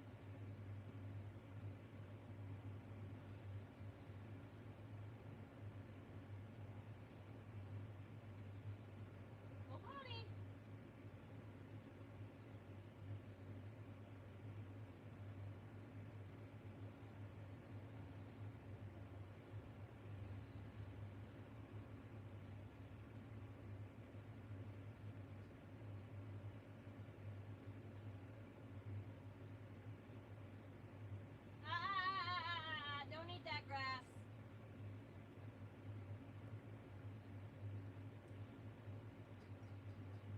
Are you all done? Oh.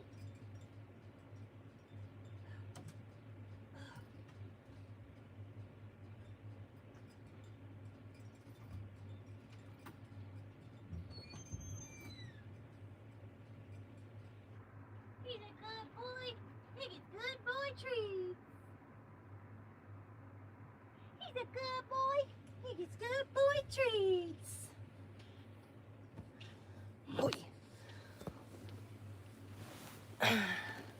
But yeah, I gained a lot of weight when I, was in jail, and like so that's the thing. But like at one point in my life, I was like 216 pounds. I had a baby. And so I was like a completely fucking different person. Let me see if I can find the picture for you guys. It's crazy.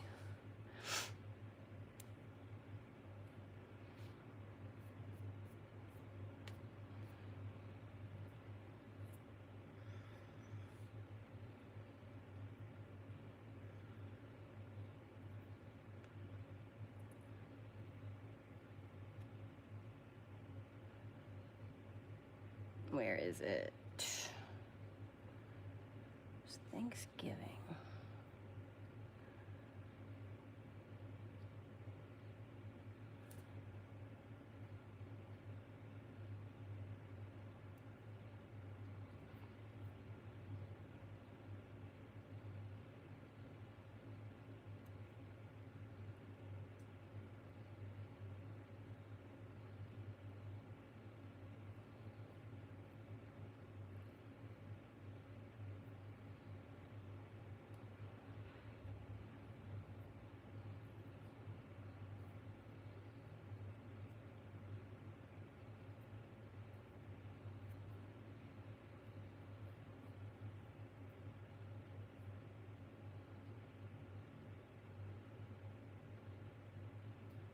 I don't think I'm gonna find it. Oh.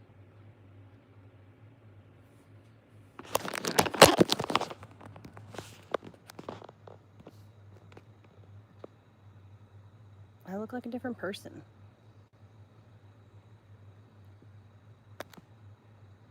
I was like 36 or something like that. 35. I was like 35 or something like that at the time. Totally different person. Completely and utterly and totally different person. So like with the whole Ghislaine Maxwell thing, you know, like, yeah, she's in jail. She's eating jail food. Like, of course her nose is going to get wider and her lips are going to get, when women gain weight, their nose gets wider and their lips get fuller. That's just the way. Oh yeah, I had, like I said, I didn't get, I've said this many times before. I didn't start tattooing myself really until I was in my late 30s. I tattooed my face at like 38. I waited. I let my frontal lobe develop, and then I decided whether I wanted to or not. When you're an attractive woman, and I'm not trying to say like I'm some like hot shit or whatever, but when I'm not, even when I'm chunky, I was still pretty. But when I wasn't chunky, I only was fat for like maybe a 4-year period of my life. It started when I gave birth to Elliot, and then I lost the weight in 2018 is when I lost the weight. So he was 3. So I was chubby for 3 years. And the rest of my life, I wasn't. And I got bothered a lot by men. And it made me very uncomfortable. And so I realized, like, dang, you know what I could do? Like, I could just, like, make myself unconventionally, you know, attractive. And then the great bulk of men just are going to leave me alone because they're not going to, you know, they like the porn star look because they're addicted to porn. And I will be so far removed from that, the antithesis of that. Also, like, I'm sitting here in my house, so I'm in like my pajamas basically. When I leave my house, I don't wear revealing clothing. I wear like basically shirts that cover up all the way up to my neck and my arms. I like long skirts, overalls.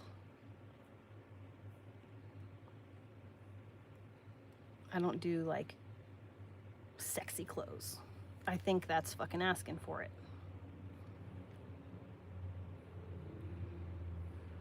When you know men are gonna fucking be like that and you still choose to go out of the house like that, you're asking for it.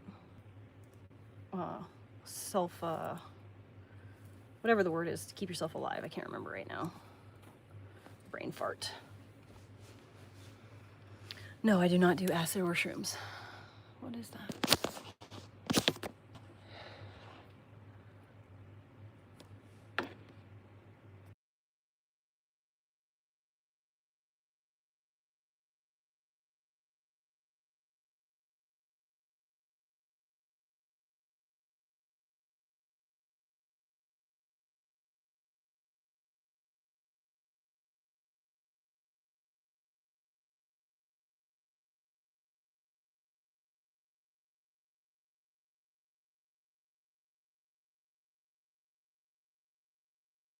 Yeah, I muted it so I could voice text someone.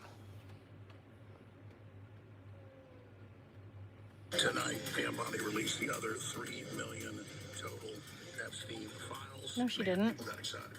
And it is major on redactions. It is a big move, but it's not the total complete one the way they wrote it in the press release. I think Alex Jones is a false flag operation, and I'm not joking. He owes them $1 billion. Of course he's gonna do whatever they want. You know what the files show us? That the government investigators who are on a warpath at this point against Epstein and then Maxwell discovered no credible evidence of any pedophilic sex trafficking or any sex trafficking at all. Who do you work for, Michael? It is a Saturday night, February 14th, 2026, and I got a Valentine's present for all of America and the world that wants truth. God, Alex Jones is such a fucking idiot these days. So depressing. I used to watch Alex Jones in like 2005, 2003. I watched him up to, I think, when he did the Bohemian Grove stuff. I think that was like right around 2006, 2007. It might be earlier than that, but that's when I saw it. It was in like 2006, 2007.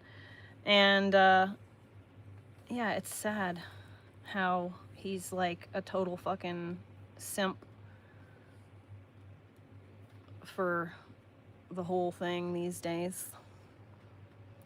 Have a good night. That's right, Jacob.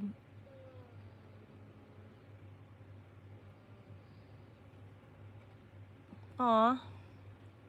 Warren, you're always welcome in here.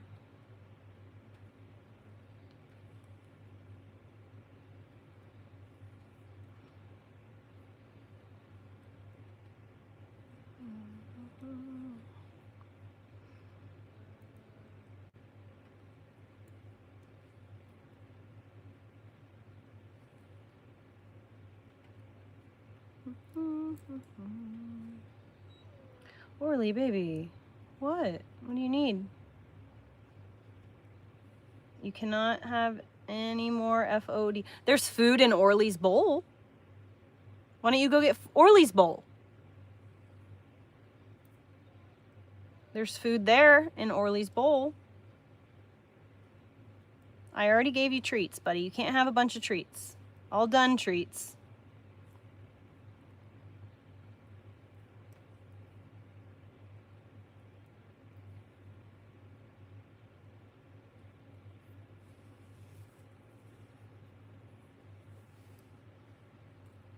No, I don't do DMT. I don't do any drugs. Hello, Marty.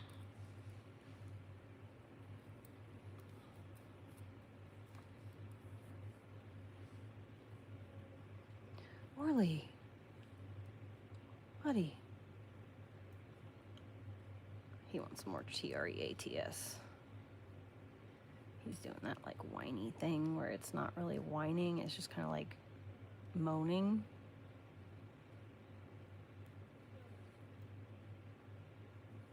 There's food in your bowl.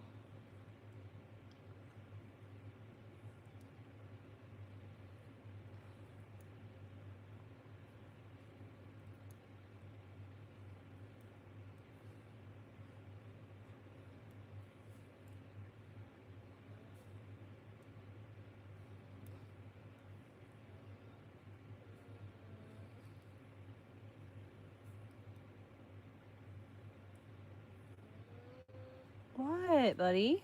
What can I do for you?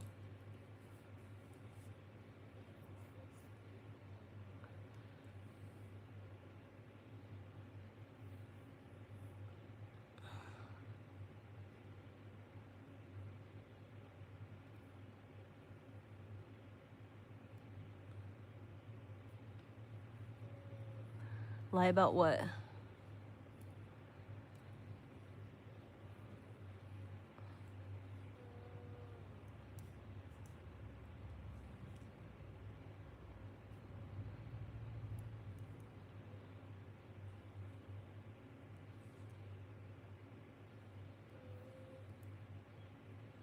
What is it, buddy?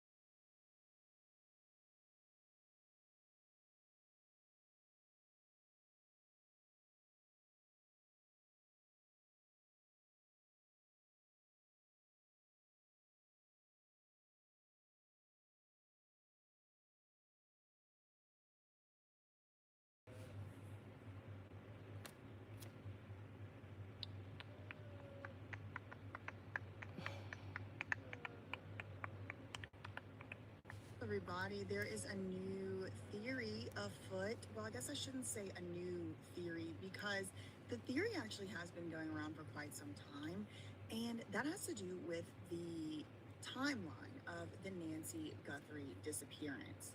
So there's this video here, and at the time that this sheriff was actually making statements to the full press, the full media, outside of just his special chosen selected few favorites, it's so interesting to me because things are starting to really pile on and pile up against this I was gonna say mayor, against this sheriff, because old employee or a disgruntled ex-employee, but as this man starts to come out and say things that just simply cannot be reconciled with the public record, as he starts to come out and contradict his own self, then you just can't help but look back at some of those earlier theories and re-examine them. At least that's how it is from my position where I'm sitting here, okay? So when he did say some things that were interesting. Now I'm going to show you this theory, and it's not just one person's theory too, it's like a lot of people's theory,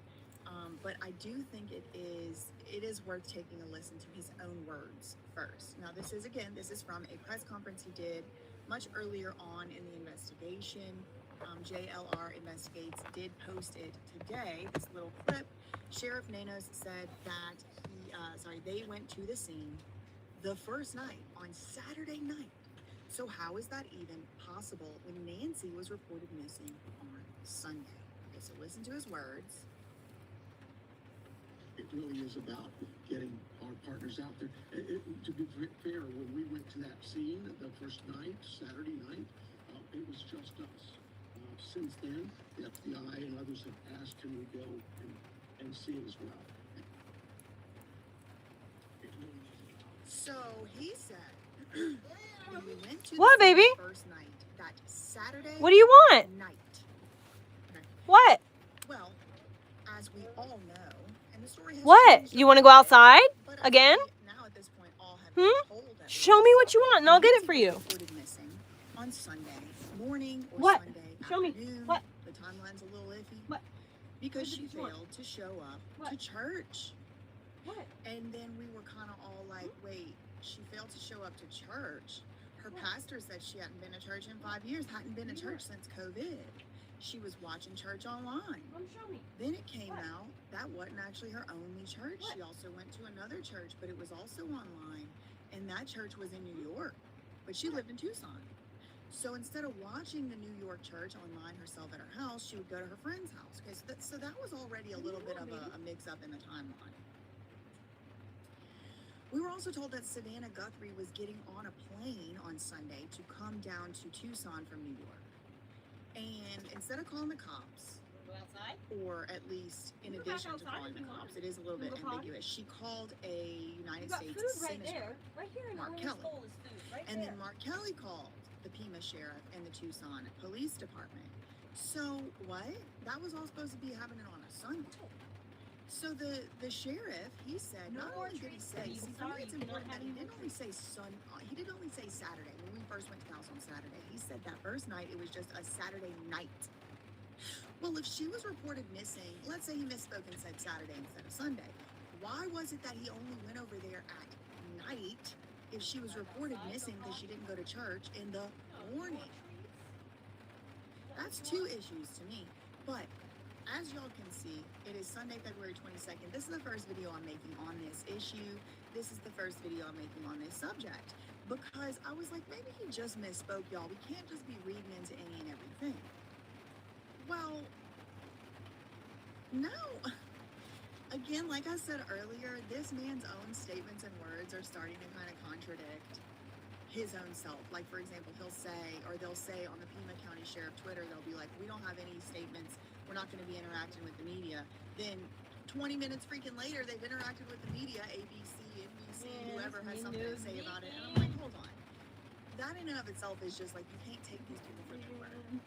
We don't have a suspect, we do have a suspect. We do have DNA, we don't have DNA. It's just kind of like, the stuff's kind of like all over the place. So I don't know what we can believe from these people. And this lady here, Dana, I don't know if it's Dana. She has a very interesting theory. It's 1 minute long. She put this up, when was it, yesterday morning, 10:30 in the morning. Just admit it. Someone is covering something up, she said. Nancy Guthrie, 3 weeks later, you can't tell me this is normal. Nancy Guthrie went missing, and here I am. Put your socks on? Early in the morning, Is this what you want? looking like this. Is this what you want? Realizing, and I've seen this before, and I'm like, no, it's fake, it's fake. Right. But the police report was actually filed Saturday night, not Sunday, because she didn't show up for church. Okay. Saturday. This is huge. And shout out to Dana for including this. How many views is this? 23,000 views. For including this in her video. Look at that. Pima County Sheriff's Department, Arizona Evidence Submission Portal. Missing endangered adults. Number 260201080. Report filed. January 31st, 2026 at 7 p.m. Whoa. Hold on. Now, I do want to point this out.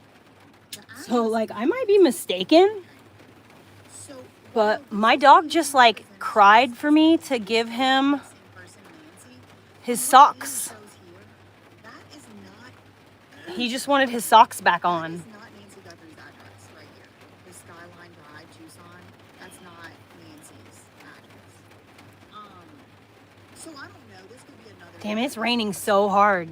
But it's being presented here by Dana as if this is when Nancy was reported missing. And if this is true, we have some extremely serious contradictions in the timeline. And that's not the first one.